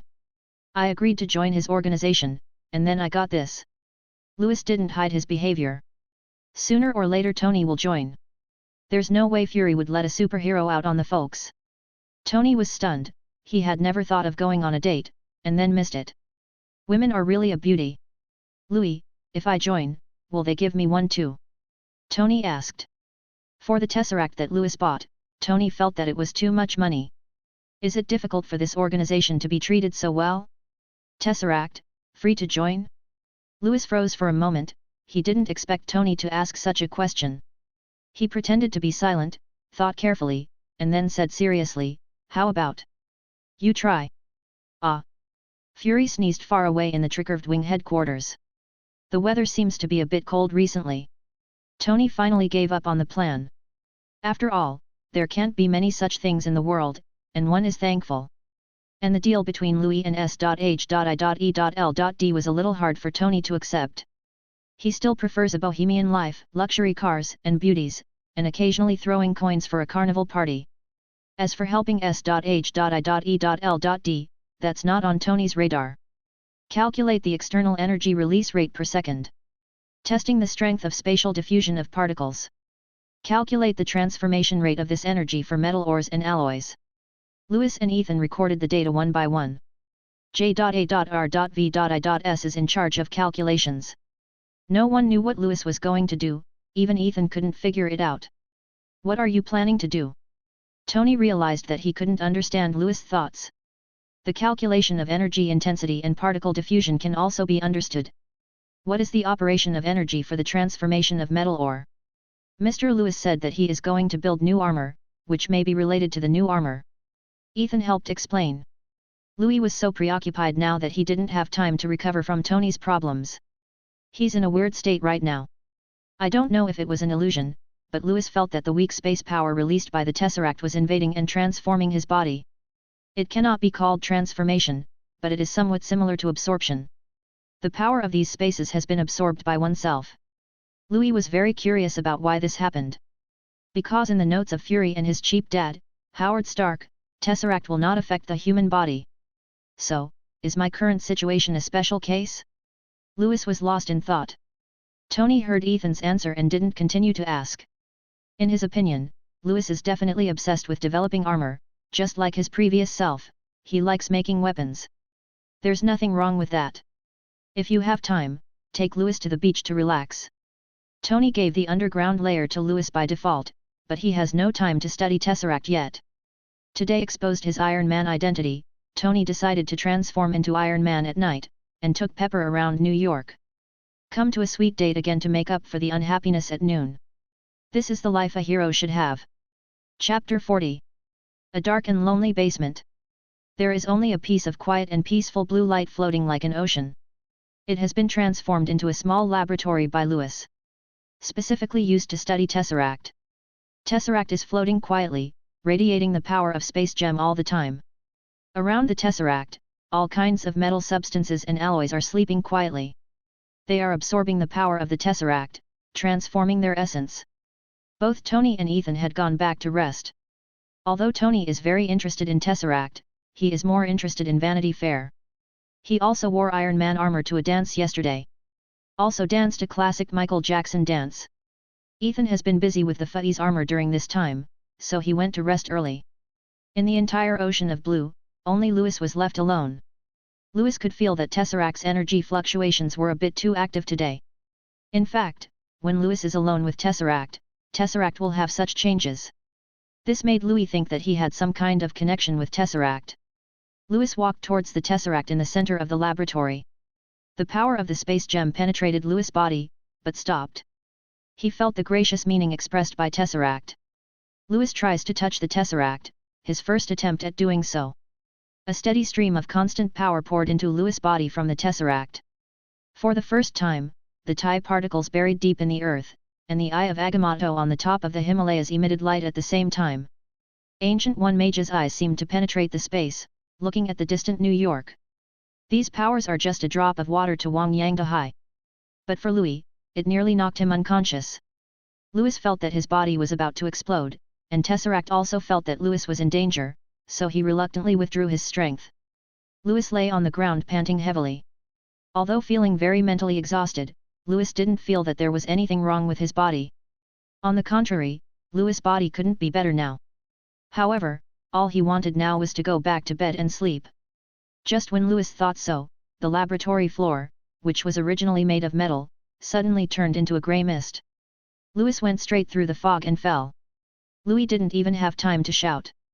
Pudgy! I fell on the familiar bed. Louis woke up suddenly and looked around only to realize that this was his room.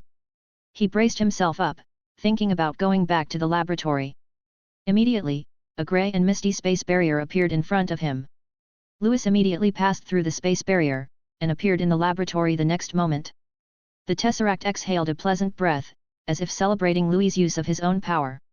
This is Montoya's ability to pass through space barriers. Louis felt more and more strange, and his fit with the space gem seemed to be a bit high. This made Louis even more suspicious of his origin. Louis has some guesses in his mind, but it needs to be proved later. However, with the power of the space gem, the future Kamen Rider armor can be summoned directly. The Kamen Riders that Louis is currently creating are all self-wearing series. FUTIs or 555 series still lack the most important thing, that is photon blood. All the power of the 555 series comes from the photon blood, which is the blood power of Orphe Enoch. But Louis is going to transform this, replacing the photon blood with other powers, the stronger the better. So Louis had his eye on a target. Bruce Banner of at the moment is still in exile abroad, transformed into a Green Titan. As long as he is angry, he will have constant power. This is a biological evolution created by gamma rays. Louis was very envious of this. Photon blood is essentially the product of human evolution, and evolution like the Green Titan is naturally feasible. Moreover, if it is built in this way, as long as it is not the descendant of Louis, wearing these armors is courting death, and the life force will be sucked alive. Louis thinks that the future Kamen Rider armor can be equipped with such a detection system to prevent the armor from being used. You must know that FUTIs in the original drama is a classic 10,000 ride. Louis took down the FUTIs that had already been built. Because of the lack of photon blood, the power that could be exerted temporarily was only 1.5 times higher than that of G3X. This is the data that can crush the Mark3. But Louis is still not satisfied. FUTIs' real power is definitely more than that. Louis picked up FUTIs' supporting transformation device and entered the password. FUTIs instantly confirmed Louis' identity and began to cover Louis' body. In the original energy tube, the power of space in Louis' body was constantly added to it. Louis could clearly feel that FUTIs was getting stronger. Louis' initial thought was not wrong. The 555 series still relied more on their own strength to fight, and the armor was just a bonus. But the consumption of space power was too exhausting, and after a while, Louis felt uncomfortable. With the thought in Louis' mind, the FUTIs on his body immediately released the transformation and retracted into the space inside his body. It seems that you still need to use gamma rays to evolve your body, so that you can give full play to FUTIs' power. Chapter 41. With everything taken care of, Louis took a look at the Tesseract. As if feeling Louis' sight, Tesseract's kindness became more and more obvious. Well, I'll figure it out someday. Louis stretched his waist. He had already touched enough things today. Leave the rest to tomorrow. Early the next morning. Louis was still sleeping, and Ethan was BG on the door frantically. Mr. Louis, it's bad, FUTIs' armor and transformer are gone. Mr. Louis. Ethan yelled and knocked on the door.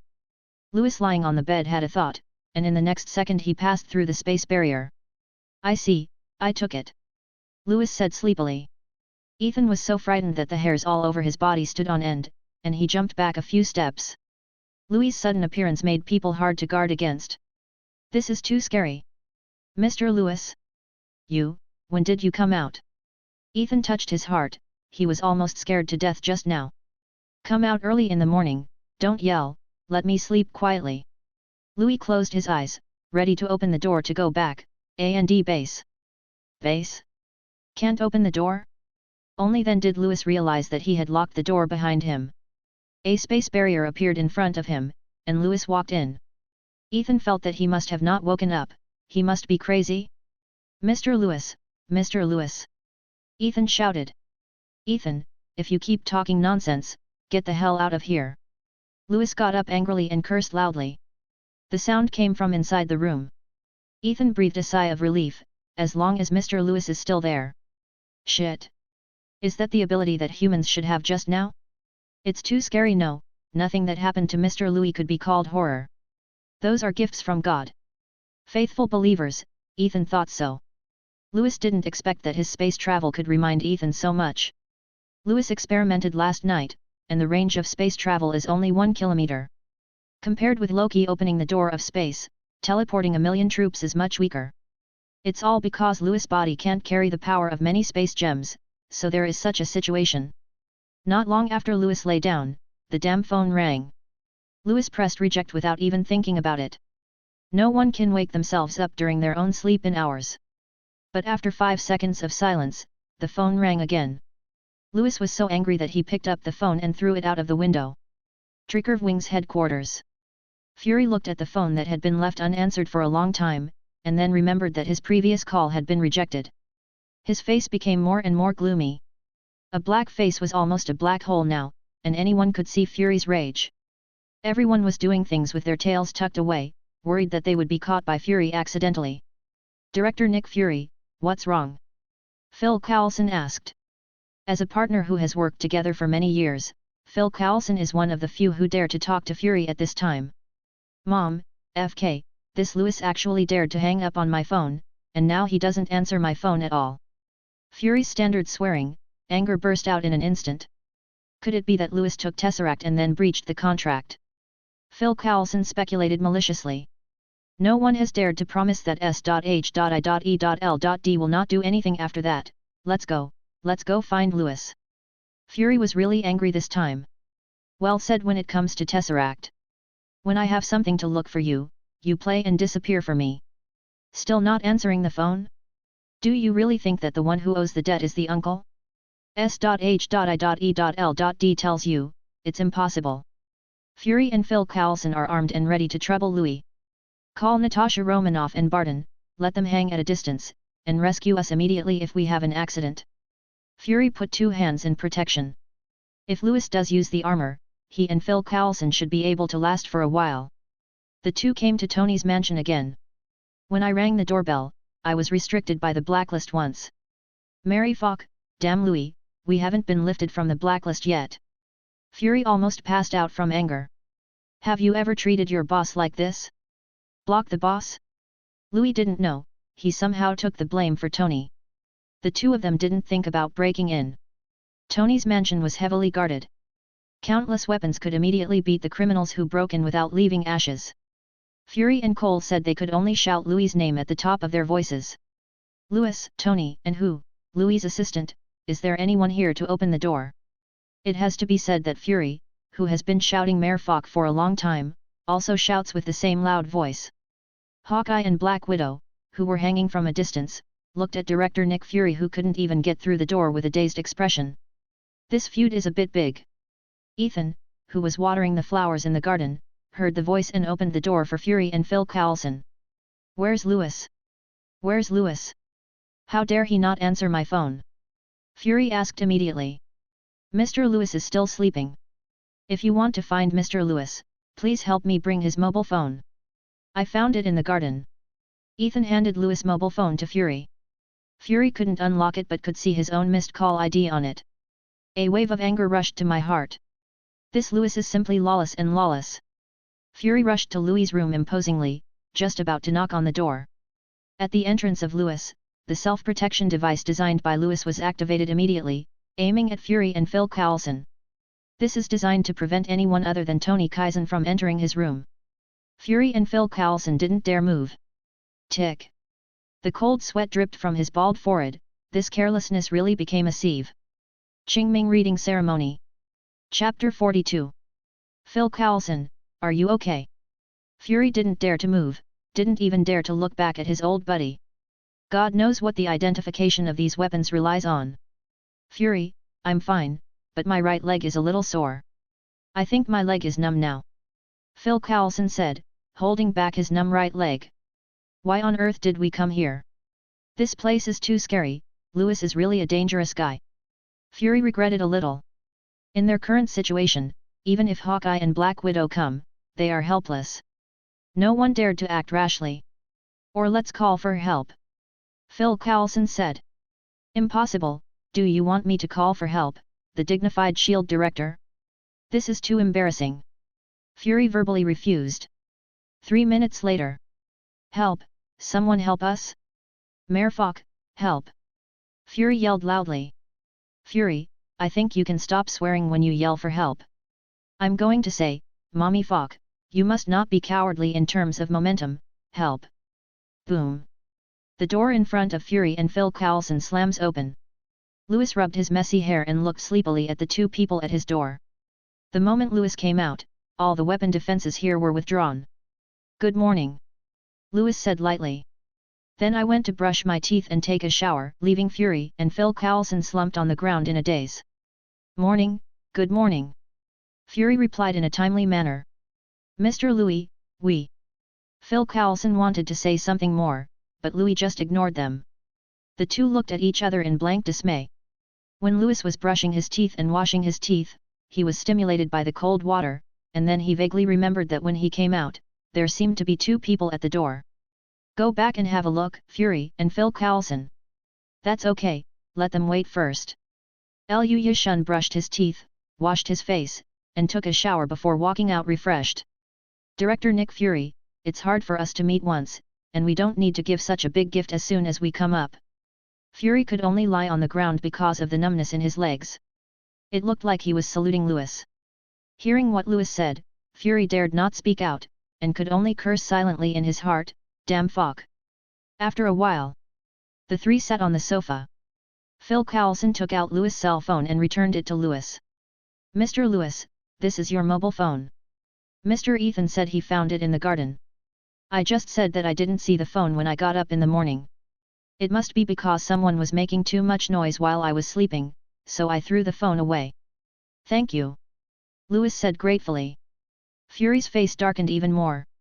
He shouldn't have come to Louis today, this BD is too much.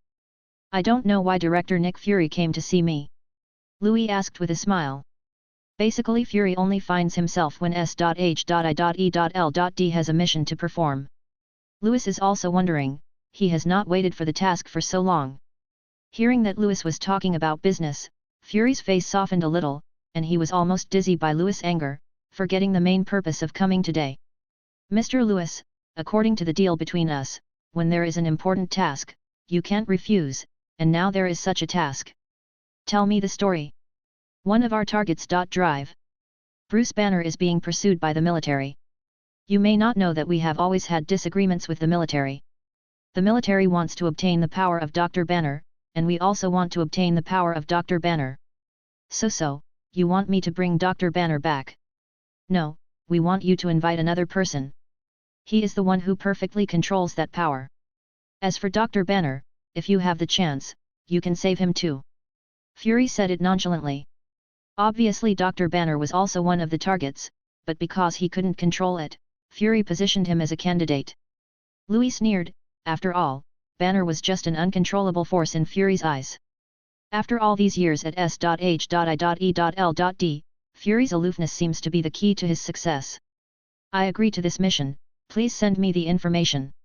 Louis said with a sneer. Dr. Banner was originally the key point that Louis was going to find. It's just that he didn't expect Fury to be so good, so he took the task of Dr. Banner to himself. But it's good, lest Louis appear next to Dr. Banner and be misunderstood by SHIELD. Hearing that Louis agreed, Fury was also relieved. He was ready to face the option of Louis refused.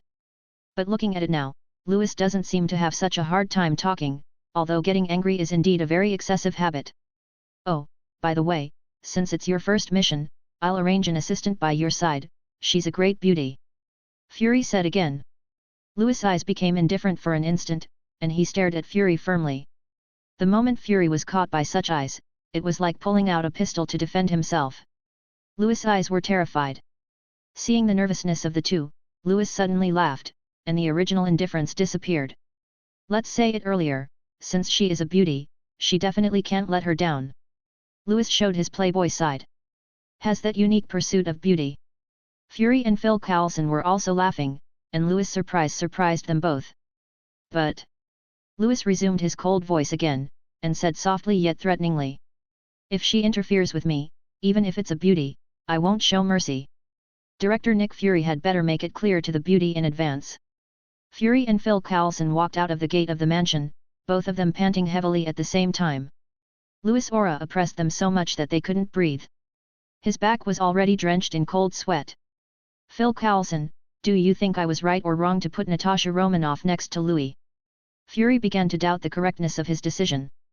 Louis is an even more volatile factor than Dr. Banner. Qingming Reading Ceremony.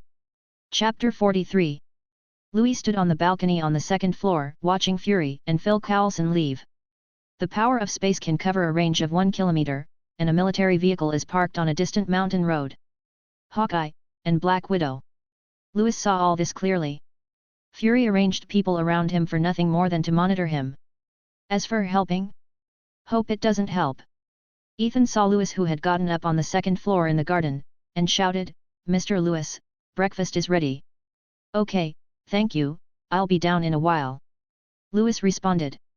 Louis didn't look away until he saw Phil Coulson and Fury get into the car and leave, disappearing within a kilometer range. The kitchen still smells of coconut-flavored toast. Since Ethan moved in, the smell of cheeseburgers has disappeared a lot in the house. "Where's Tony?" Louis asked. Ever since he announced that he is Iron Man, Louis's life has changed. Nightlife is almost entirely dominated by dance parties. "Mr. Tony is going to deal with Obadiah's equity legacy today," Ethan explained. "It sounds troublesome." Louis smiled happily.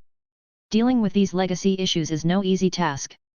In contrast, it is relatively easy to develop and manufacture Kamen Rider armor. "I may have to leave for a while in a few days," Louis said suddenly. He needed to explain something to Ethan. "Where are you going? Is it dangerous?" Ethan asked. After all, Louis took Fuzzies away.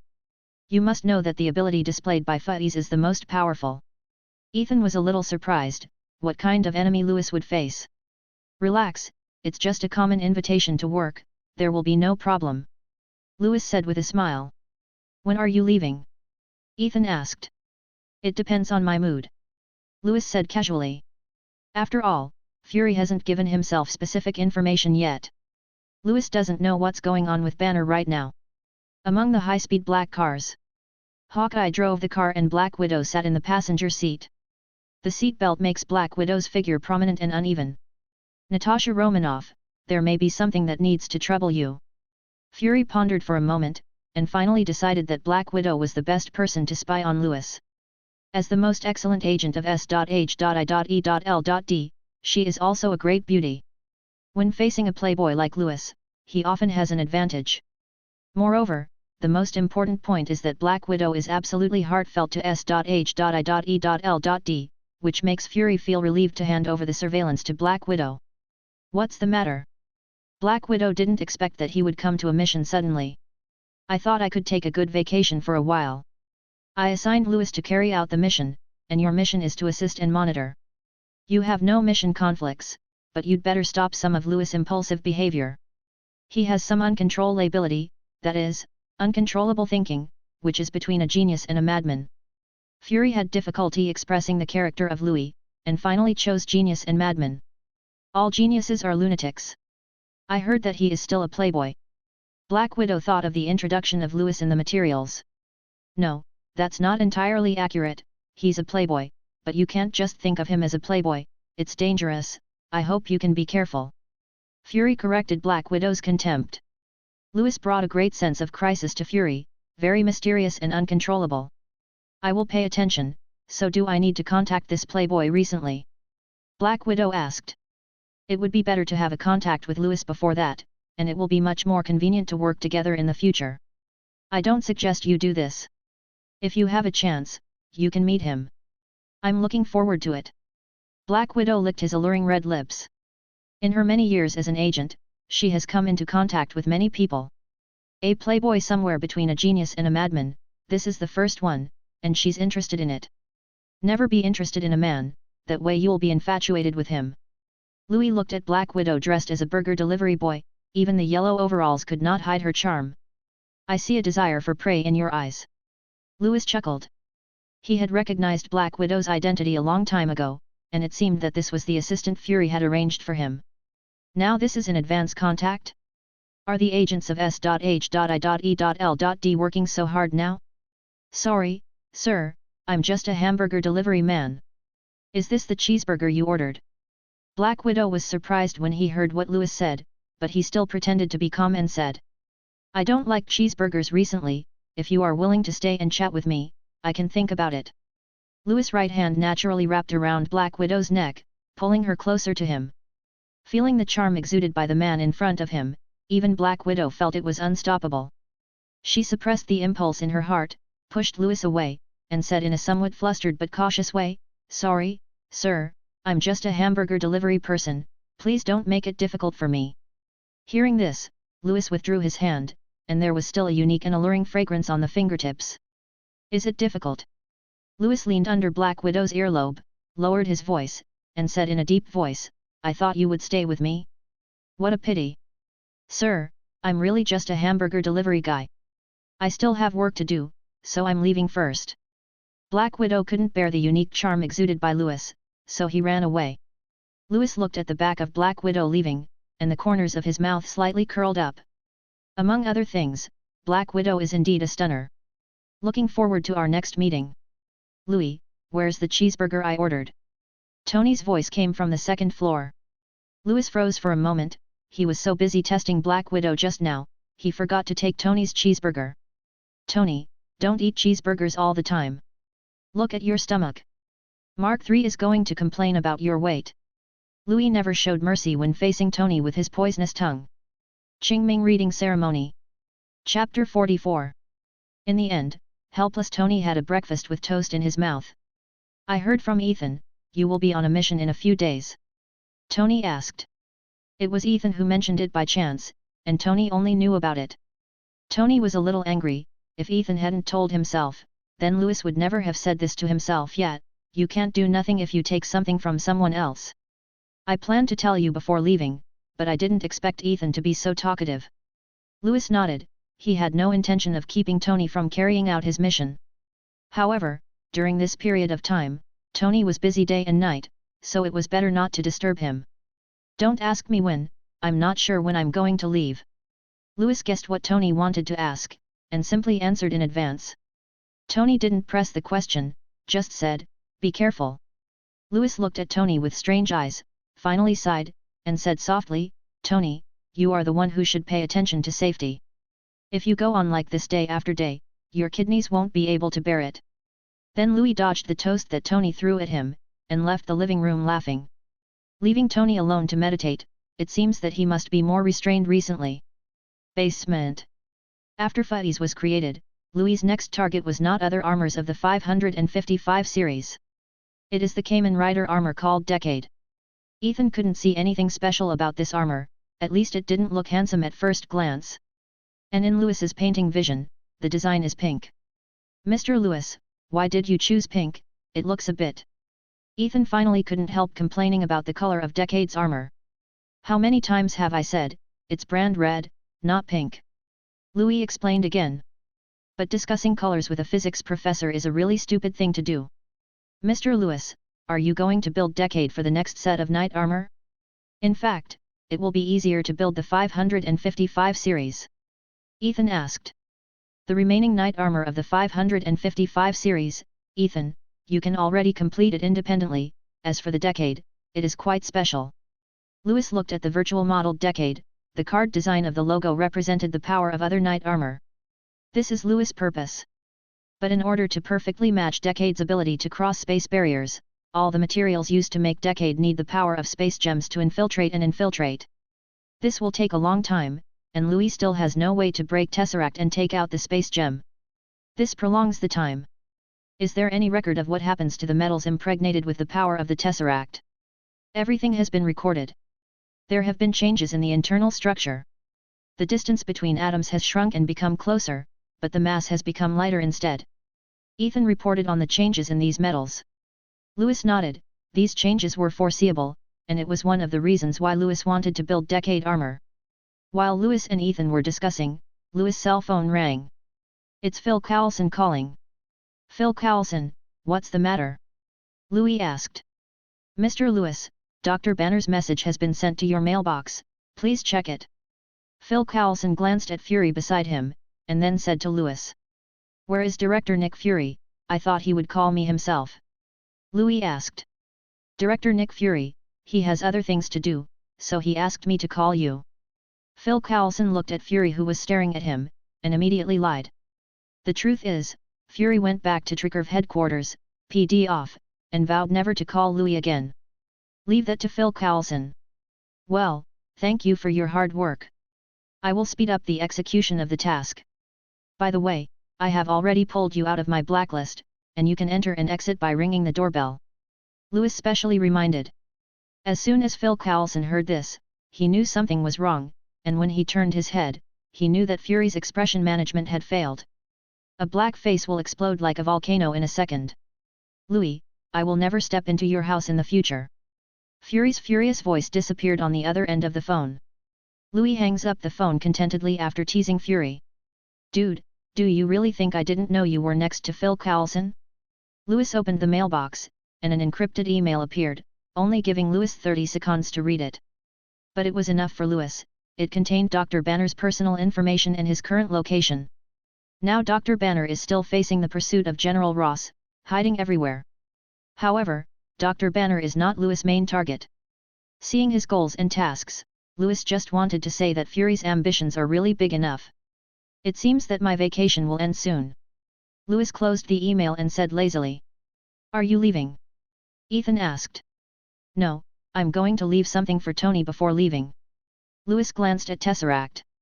The arc reactor should also be renewed.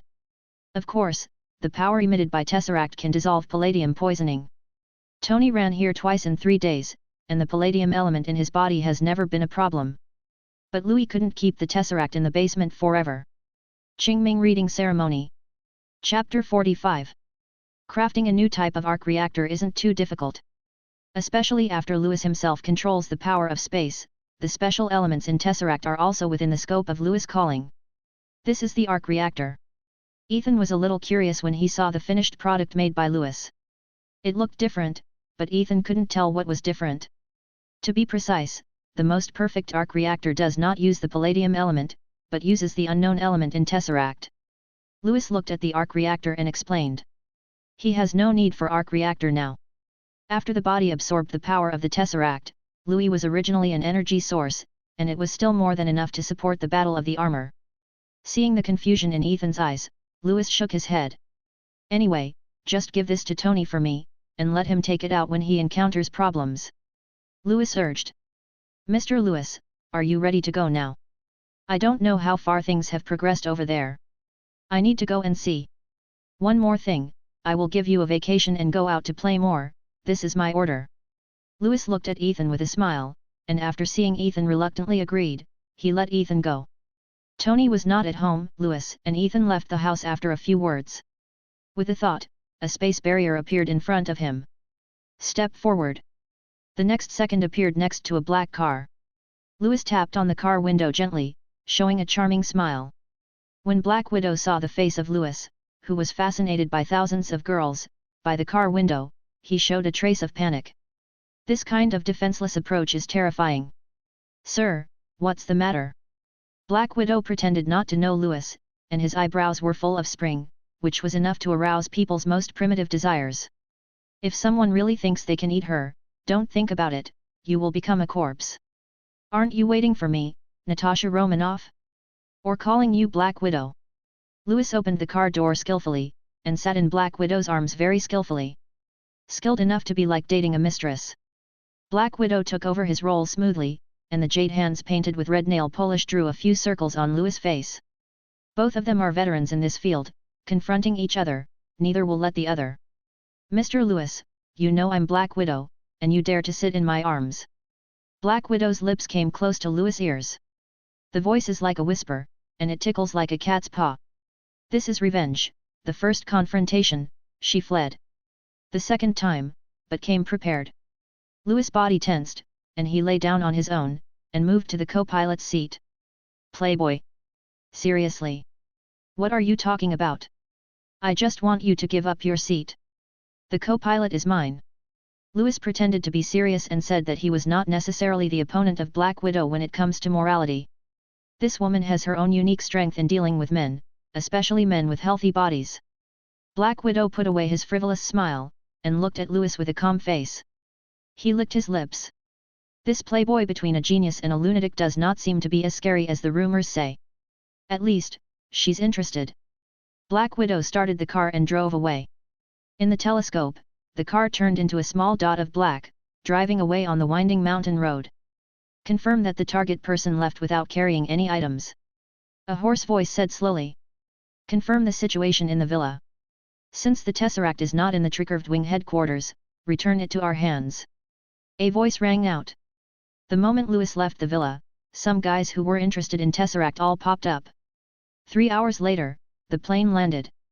Louis took off the blindfold, squinted his eyes, felt the soft touch around him, and squeezed a few more times with his hands without hesitation. Is this the place? Where did Dr. Banner finally appear? Louis asked.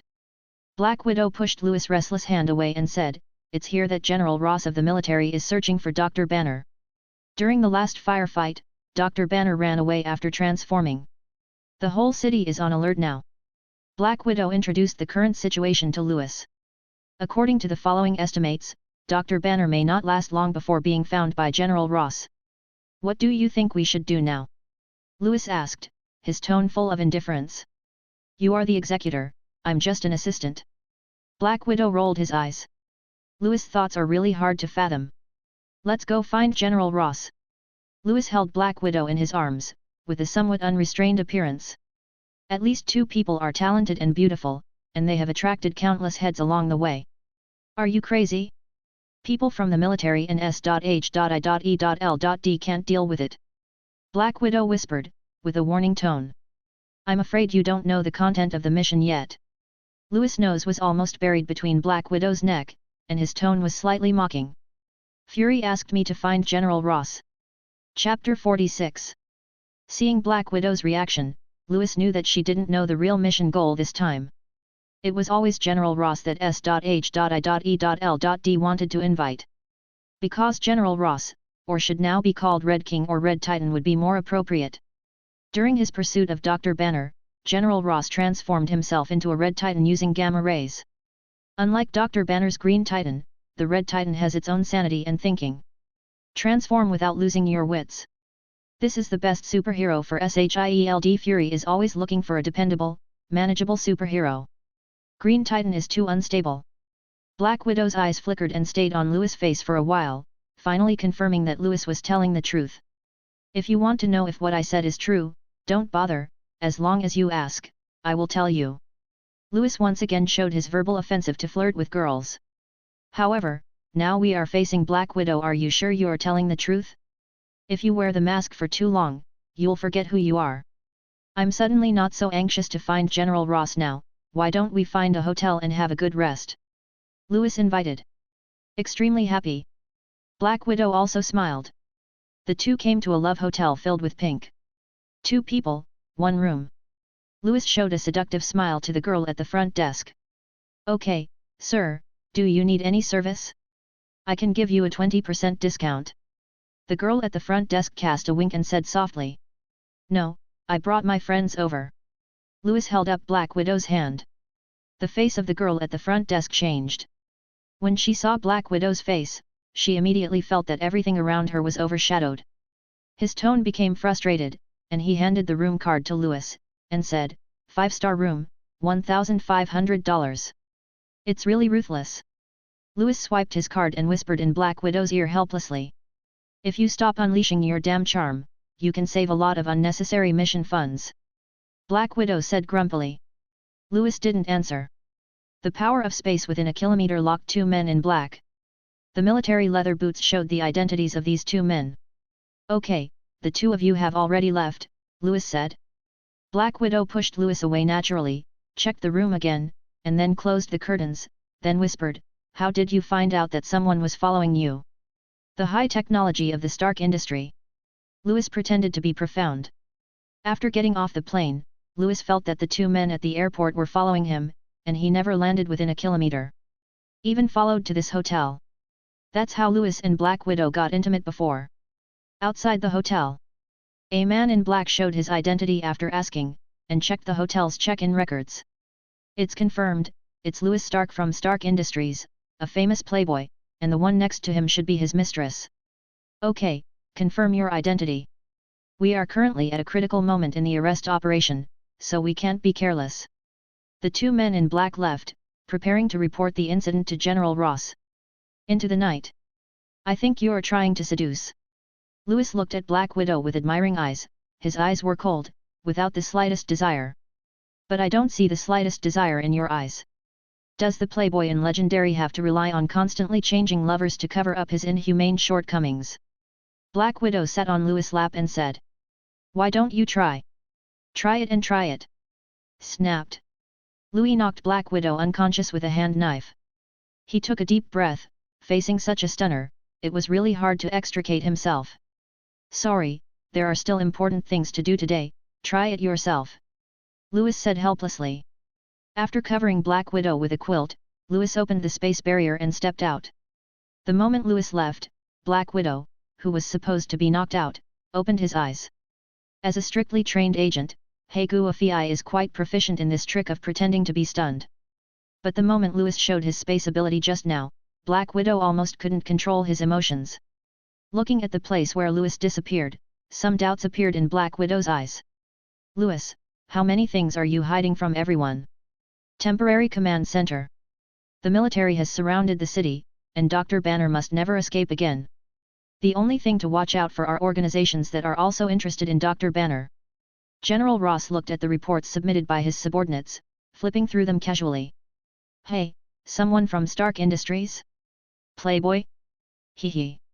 General Ross didn't care, the news was endless recently, but no matter what, it was impossible to stop him from capturing Bruce Banner. If necessary, Bruce Banner must be captured even if his identity as a Red Titan is exposed. General Ross's eyes showed a hint of cruelty. The power displayed by the Green Titan is so charming. No one will refuse that kind of power. Boom. Boom. There was a knock on the door. Come in. Pat, clack. The trampling sound of high-quality leather shoes should not appear here. General Ross instinctively pulled out his pistol, but faster than his pistol was a hand caught on the safety catch. If you are soldiers who want to call you, then don't think about it, I let them sleep for a while. Who are you? General Ross asked, calming down. Let me introduce myself, my name is Louis Stark, the playboy you just dismissed. Qingming Reading Ceremony. Chapter 47. General Ross snorted coldly. It seems that everyone underestimated you. I really didn't expect that in addition to Tony Stark in Stark Industry, even Louis Stark, who always looks like a playboy, has such ability. Tell me, you didn't come to me to kill me, did you? General Ross was neither humble nor overbearing. In the tone, although a little shocked. But there was no panic at all. It's really urgent, turned into a Red Titan, and General Ross is right. Kill you? How could I kill you, the Red Titan with its super self-healing ability? It's hard for me to kill it now. Louis shook his head. The ultimate combat power of Red Titan is 100 tons, far exceeding Faiza's basic data. Even if General Ross became a Red Titan not long ago, he would be a draw at best. If you want to kill Ross, you must limit his super self-healing ability. This is why Louis values this evolutionary ability the most. General Ross' pupil shrunk.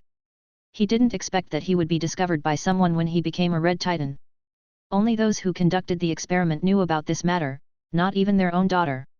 General Ross immediately became murderous, his body swelled rapidly, and the military uniform on his body exploded instantly.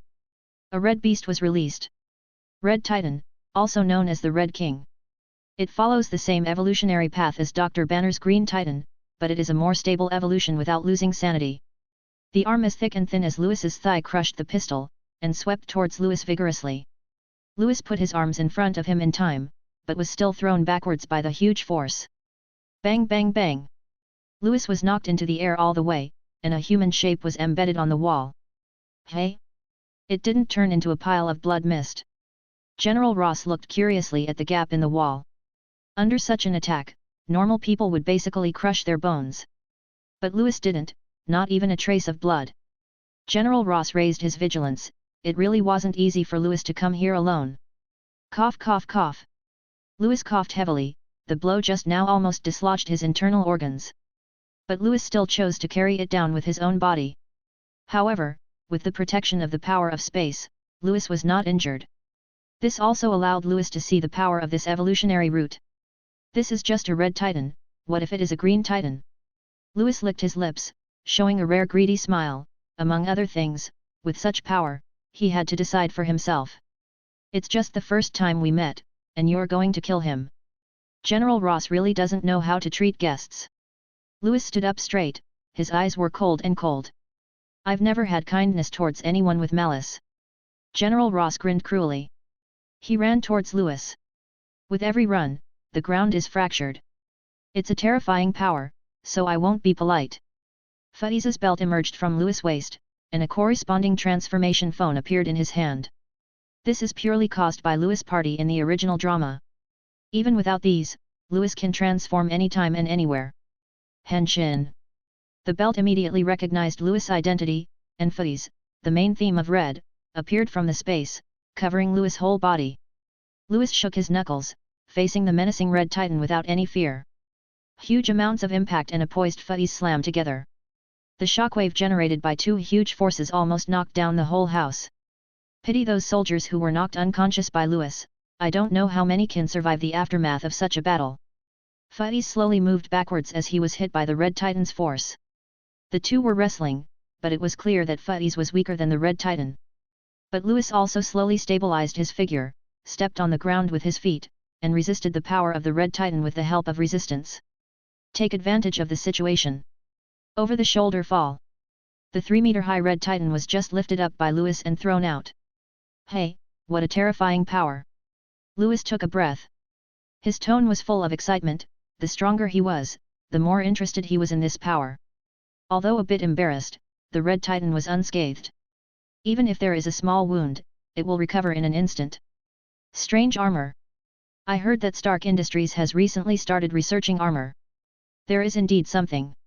General Ross glanced at Phase, Red's keynote, shark skin-like shell. But even if that power is not as good as his own, it's not much worse. This is a tricky foe. But it also confirmed that General Ross must kill Lewis. Again. General Ross yelled angrily. The aura on his body was even stronger, and he grabbed a stone and threw it at Lewis. Boom! Lewis crushed it with one punch, but the Red Titan figure in front of him disappeared. A huge amounts of shadows fell from the sky, trying to smash Louis into pieces. Die! General Ross snapped. But Lewis' reaction was even faster. The space froze in an instant, and the Red Titan's movements were slightly hindered. But enough was enough for Louis. A roll, dodging the Red Titan's attack. Boom! There are huge amounts of crashing sounds behind, and countless splashes of earth and rock. Dust was everywhere, and the Red Titan rushed out of it, endlessly trying to kill Lewis here. The fact that he is a Red Titan cannot let anyone know. Lewis looked indifferently at the Red Titan who was charging again, and said indifferently. Phase pointer. Qingming Reading Ceremony. Chapter 48. It fell with Lewis' voice. In the void, a metal accessory appeared and fell into Lewis' hands. Although General Ross didn't know what it was, he had a bad premonition in his heart. Rush forward, wanting to snatch. Lewis moved even more quickly, avoiding the Red Titan's advance with a sideways move. Click. The Phase pointer is installed on the leg, and it makes a hissing sound of electric current. Lewis moved his legs, and a steady stream of strength gathered in his legs. The Red Titan rushed a long distance before stopping the car. Turning around is a super long distance jump, pounced towards Lewis. If it's a beautiful woman throwing herself into my arms, I can still think about it. As for you, go away. Lewis sneered. Loaded with Phase pointer's right leg, he kicked at the rushing Red Titan. Before General Ross could react, he was kicked away by Lewis. Phase is loaded with Phase pointer's leg strength, enough to suppress the Red Titan at this stage. The huge body of the Red Titan was kicked against the wall of the opposite house. Smashed a huge amounts of potholes. Lewis looked at his masterpiece with satisfaction, and this is how a gentleman takes revenge, all day long. You suffered a loss 3 minutes ago, and I will ask you to pay it back now. General Ross was kicked dizzy, but Lewis didn't show any mercy. But the damage. FK, this physical body is ridiculously strong. Lewis scolded. I thought that such an attack would cause the Red Titan to be injured and bleed, but it seems that the effect is not very great. Feeling the space power in his body, Lewis simply poured it into Phase's energy channel. This doubled Phase's stats again. General Ross felt a strong threat from Phase. How can this be? The powerful power I pursued, there is actually something that can make me feel dangerous? General Ross growled, not reconciled. His strength is invincible. He's going to crush Louis and the damn armor. Oh, never repent. Lewis said with a cold face, all his strength was concentrated on his right leg. Lewis jumped high, like a blood-red demon under the moonlight. The crimson electric drill locked on the Red Titan's chest. General Ross was feeling bad and wanted to run away, please this red drill-like thing on his chest. But the space has been locked, and at this moment, the Red Titan has nowhere to escape. Lewis fell from the sky, and the speed of the crimson electric drill increased instantly. Fuzzies passed through the crimson electric drill, and also penetrated the Red Titan's body. The ultra-high drilling speed of the crimson electric drill made the Red Titan feel that his entire body was about to be torn apart. Roar! The Red Titan let out a heart-piercing roar. Fuzzies lands and real men never look back at the explosion. Boom! The crimson drill burst suddenly, and the flames engulfed the Red Titan's body. Fuzzies' first battle, a complete victory. Louis stood up and undid Fuzzies' transformation. Boom! Boom! Boom! In the firelight behind him, the sound of a heartbeat followed. Louis' complexion changed, and he turned his head immediately. I saw General Ross, who had passed out, and lifted the Red Titan. Louis also heaved a sigh of relief. Thanks to the Titan evolution route, such vitality is simply terrifying. Louis, stop! Black Widow guessed the location of Louis, and immediately followed after Louis left. Huge amounts of explosions can be heard from afar. Along the way, all the soldiers passed out in a coma. Black Widow made it all the way, and then saw Fuzzies' night kick from the sky, through the Red Titan. Even Black Widow didn't expect that this Red Titan was actually General Ross. This is their target person this time. Black Widow is worried that Louis will be on top, and kills General Ross. Stand up and stop immediately. The target person is a little unconvinced. I will practice with him. Louis smiled kindly, looking harmless to humans and animals. Black Widow had an expression of I believe you, a ghost. I went forward to check General Ross's vital signs, and it couldn't be better. Sure enough, the Titan constitution is a meat shield, and the ability to recover blood is almost full. There was too much commotion here, and there were not a few military soldiers in the city. Louis and Black Widow quietly evacuated the scene with General Ross, leaving a mess. Emmy Blankis was the first to arrive at the scene. He was searching the city for signs of Banner at the time of the incident. It turned out that General Ross was the first to be attacked here. Damn it, a bunch of trash. Emmy Blankis cursed angrily when he saw a group of unconscious soldiers. The scene of the battle, the horrific battle traces, and the wreckage of the explosion all showed the brutality of the battle. It must be the Green Titan, its revenge, its targeting. I don't know whether General Ross is alive or dead. Emmy Blankis immediately threw all the blame on Banner. In the eyes of Emmy Blankis, only Banner can complete such an attack. Everyone, search the entire city for General Ross. Emmy Blankis immediately issued an order. Betty rushed to the scene. She was imprisoned by General Ross before and managed to escape. Seeing the scene in front of her, she thought that the military had fought Banner again. What did you do to Banner? Betty glared at Emmy Blankis. Banner, Banner? Betty, the only thing on your mind is Banner, that green demon, who attacked General Ross. General Ross is now dead, and you still care about a murderer. Emmy Blanche looked at Betty indifferently. He had had enough of this stupid woman. No, it's impossible. How could Banner attack Dad? Betty stumbled to the ground. Although she had a bad relationship with her father, she never wanted anything to happen to him. But the scene in front of him, such destructive power, no one can do it except the transformed Banner. Betty sat on the ground in a daze. She couldn't accept it.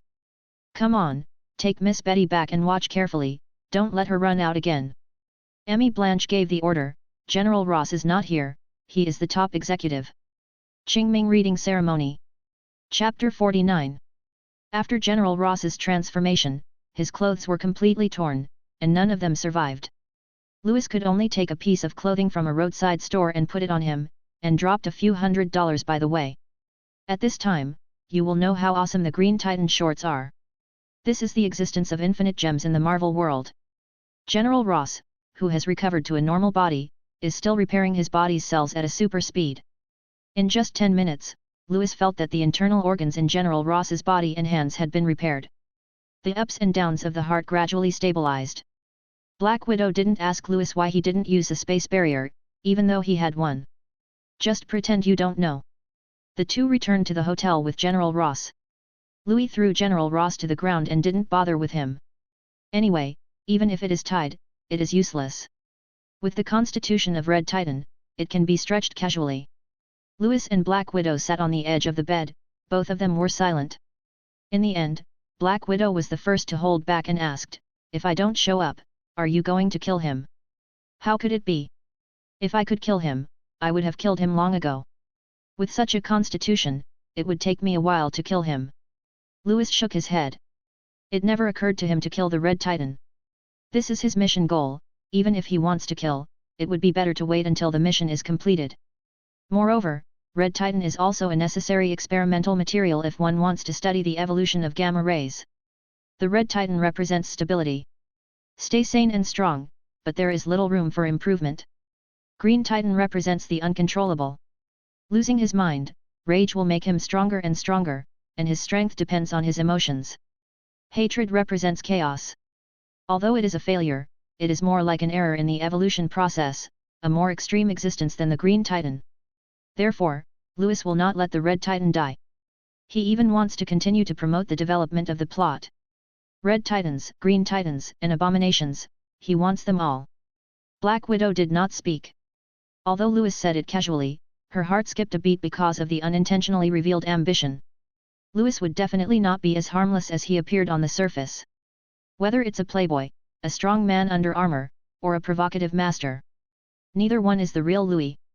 Black Widow feels that Louis is more like a king. With the ambition and arrogance of being born to be a king. After a while, General Ross's vital signs are getting stronger and stronger, and his recovery ability is getting stronger and stronger. Ah! General Ross yelled. His memory is still stuck in the last second of facing the Crimson Electric Drill. Out of instinctive defense, his body instantly turned into a Red Titan, with an astonishing momentum. It was also the first time for Black Widow to observe the transformation of General Ross up close. He was a little surprised and curious. General Ross saw the existence of Louis, and there was hatred in his eyes. This faint soul almost killed himself. Why, not convinced. How about we practice again? Louis laughed. General Ross didn't respond, he controlled his emotions and calmed down slowly. The body also returned to normal. Snapped. A quilt was thrown on General Ross's body by Louis, covering the position that should not be exposed. Who are you? General Ross said coldly. Although Louis let him go, he still couldn't judge the purpose of this man and woman. I'm S.H.I.E.L.D agent. Natasha Romanoff, this is. Black Widow didn't know how to introduce Louis for a moment. I am a part-time Kamen Rider of SHIELD. Louis introduced himself generously. Then both Black Widow and General Ross ignored Louis' words. Work to earn a living? Oh, trust me. You are very bad, old man. S.H.I.E.L.D agent, what's the point of finding me? Although our military and S.H.I.E.L.D have conflicts, they don't interfere with each other. General Ross was also relieved to hear the identities of the two people. Although they don't fight each other, they haven't reached the point of killing a general. Black Widow gestured to Louis, and only Louis knew the real purpose of the mission. We would like to invite you to join us, Director Nick Fury to be precise, Louis said. Ha ha ha ha, invite me to join S.H.I.E.L.D? I'm from the military. General Ross looked contemptuous. It was the funniest joke he had heard in a while. Definitely not S.H.I.E.L.D. Louis narrowed his eyes, and his tone was a little bit bad, warning Ross not to laugh too much. Ross put away his mocking smile, wanting to see what Louis had to say. Director Nick Fury wants to invite to form a new team. Louis said his real mission. New team. General Ross looked puzzled. That's right, a team of superheroes, General Ross, Director Nick Fury wants to invite you to join and form with him. General Ross fell silent. It's not judging the authenticity of Louis, but just considering the feasibility of this matter. A team of superheroes? This Fury really feels. Such a team. Who is the captain? Who will lead? Who is in charge? General Ross felt that this would be difficult to do when he thought about it. Once a contradiction arises, a group of superheroes will instantly become a group of supervillains. Moreover, he is also a supervillain with explosive destructive power. I reject. General Ross thought for a moment, then gave his own answer. Apparently, he didn't like Fury's plans. Louis didn't show any disappointment. He had guessed General Ross's answer a long time ago. In that case, General Ross is also requested to stay here for one night, and we will send you back tomorrow. Louis' mood didn't fluctuate in the slightest. It was as if General Ross had nothing to do with him whether he agreed or not. Qingming Reading Ceremony. Chapter 50. General Ross looked at Louis suspiciously. He never thought that Louis would let him go so easily. It's hard to understand. Louis laughed. My task is just to invite you. It's best if I invite you. If I don't invite you, there is no loss. Louis explained. General Ross snorted coldly, without making a clear statement. To him it was all bullshit. It was an invitation, but it was Fury's unilateral coercion. It's just that because he is from the military, Fury can't do too much. General Ross didn't think Fury was a good guy. It's no accident that the guy who scolded Mayor Falk every day was able to sit in the position of S.H.I.E.L.D. director for so long. If he could kidnap himself, he believed Fury would do it without hesitation. Early the next morning, General Ross jumped out of the window and left. Black Widow woke up immediately, went to the window and closed it. Louis on the bed slept like a dead pig, with no intention of waking up. Louis, did you just let him go? He's a Red Titan, did Director Nick Fury really say nothing? Fury? Are you a pig? Are you awake? Black Widow pushed Louis several times, and finally recognized the reality helplessly. Louis put his arms around Black Widow's waist in a daze, and muttered, Don't make trouble, there is no Red Titan, we still have alternatives. What did you say? Black Widow didn't hear the words clearly. But Louis's voice became smaller and smaller, eventually becoming a series of long breaths. The angry Black Widow punched Louis on the back. A smile appeared on the corner of Louis, who seemed to be sleeping. Military garrison. The damaged houses have all been demolished, but there are not many soldiers. All were sent by Emmy Blanche to search for Dr. Banner and General Ross. When the remaining soldiers saw General Ross, it was like seeing a ghost. They have seen the horror of the Green Titan. In their view, no one can escape from the hands of the Green Titan. So, General Ross is basically presumed dead. Now it suddenly appeared, making everyone feel like General Ross has returned from the region. Call me over IMI, just say I'm waiting for him. General Ross ignored the soldiers' fear. He must hurry up and grab the Green Titan now. The intervention of S.H.I.E.L.D. made General Ross feel the pressure. The purpose of that BD Fury is definitely not as simple as inviting himself. After learning that General Ross had returned, Emmy Blanchis immediately rushed back. Seeing that General Ross was safe and sound, Emmy Blanche immediately knelt on one knee to show his loyalty. It's okay, you're right, if something happens to me, the command of this army is in your hands. General Ross didn't blame him. Emmy Blanchis is a general he admires very much. However, when facing the Green Titan, an excellent general plays very little role. Looking at the loyal Emmy Blanche, General Ross made up his mind and asked, Yumi, do you hate the Green Titan? Hatred. If there was a chance to defeat it, even kill it. Trust me, General, I'll do it without hesitation. Even if it's turning into a monster. Emmy Blanche raised his head, looked at General Ross, his eyes were full of determination. He said in a deep voice, Yes, even if it becomes a monster, I will kill it. General Ross took a deep breath and said, Then go get ready. In order to catch, even kill the Green Titan.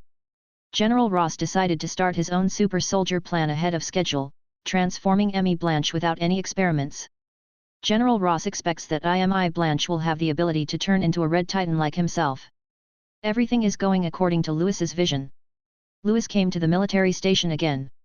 Most of the damage here was done by him. Now the culprit appeared here swaggeringly, with a look of pity on his face. Report to General Ross soon. When he saw Louis' disgusting face, General Ross let the two of them into the new reception room no matter how reluctant he was. What are you going to do here? I won't change my mind. General Ross stood firm. No, I'm not here for you, General. Louis laughed. The power of space spread out, and countless people were busy coming and going in the bottom 10 meters below. My purpose is what's going on in the subterranean space. General Ross's heart tightened, damn it, why does this smiling man seem to know everything? What else do you know? General Ross suppressed his anger, and the form of the Red Titan flashed past. I know what I should know, and I know what I shouldn't. General Ross, don't you invite us to go down and take a look? I'm very interested in this experiment. Louis sat comfortably in his seat, waiting for General Ross's answer. Black Widow was sitting next to Louis. Although she was curious about Louis' behavior, it didn't prevent her from understanding that Louis probably knew some terrible secret about General Ross. General Ross gave Louis a resentful look, turned and walked out of the room. Come with me, but don't forget, this is my territory. Qingming reading ceremony. If you enjoyed this video, please give it a like and subscribe to the channel so you are notified of future uploads. You can find the next parts in the playlist visible on the screen or on my channel. Thank you for watching, and I'll see you in the next one.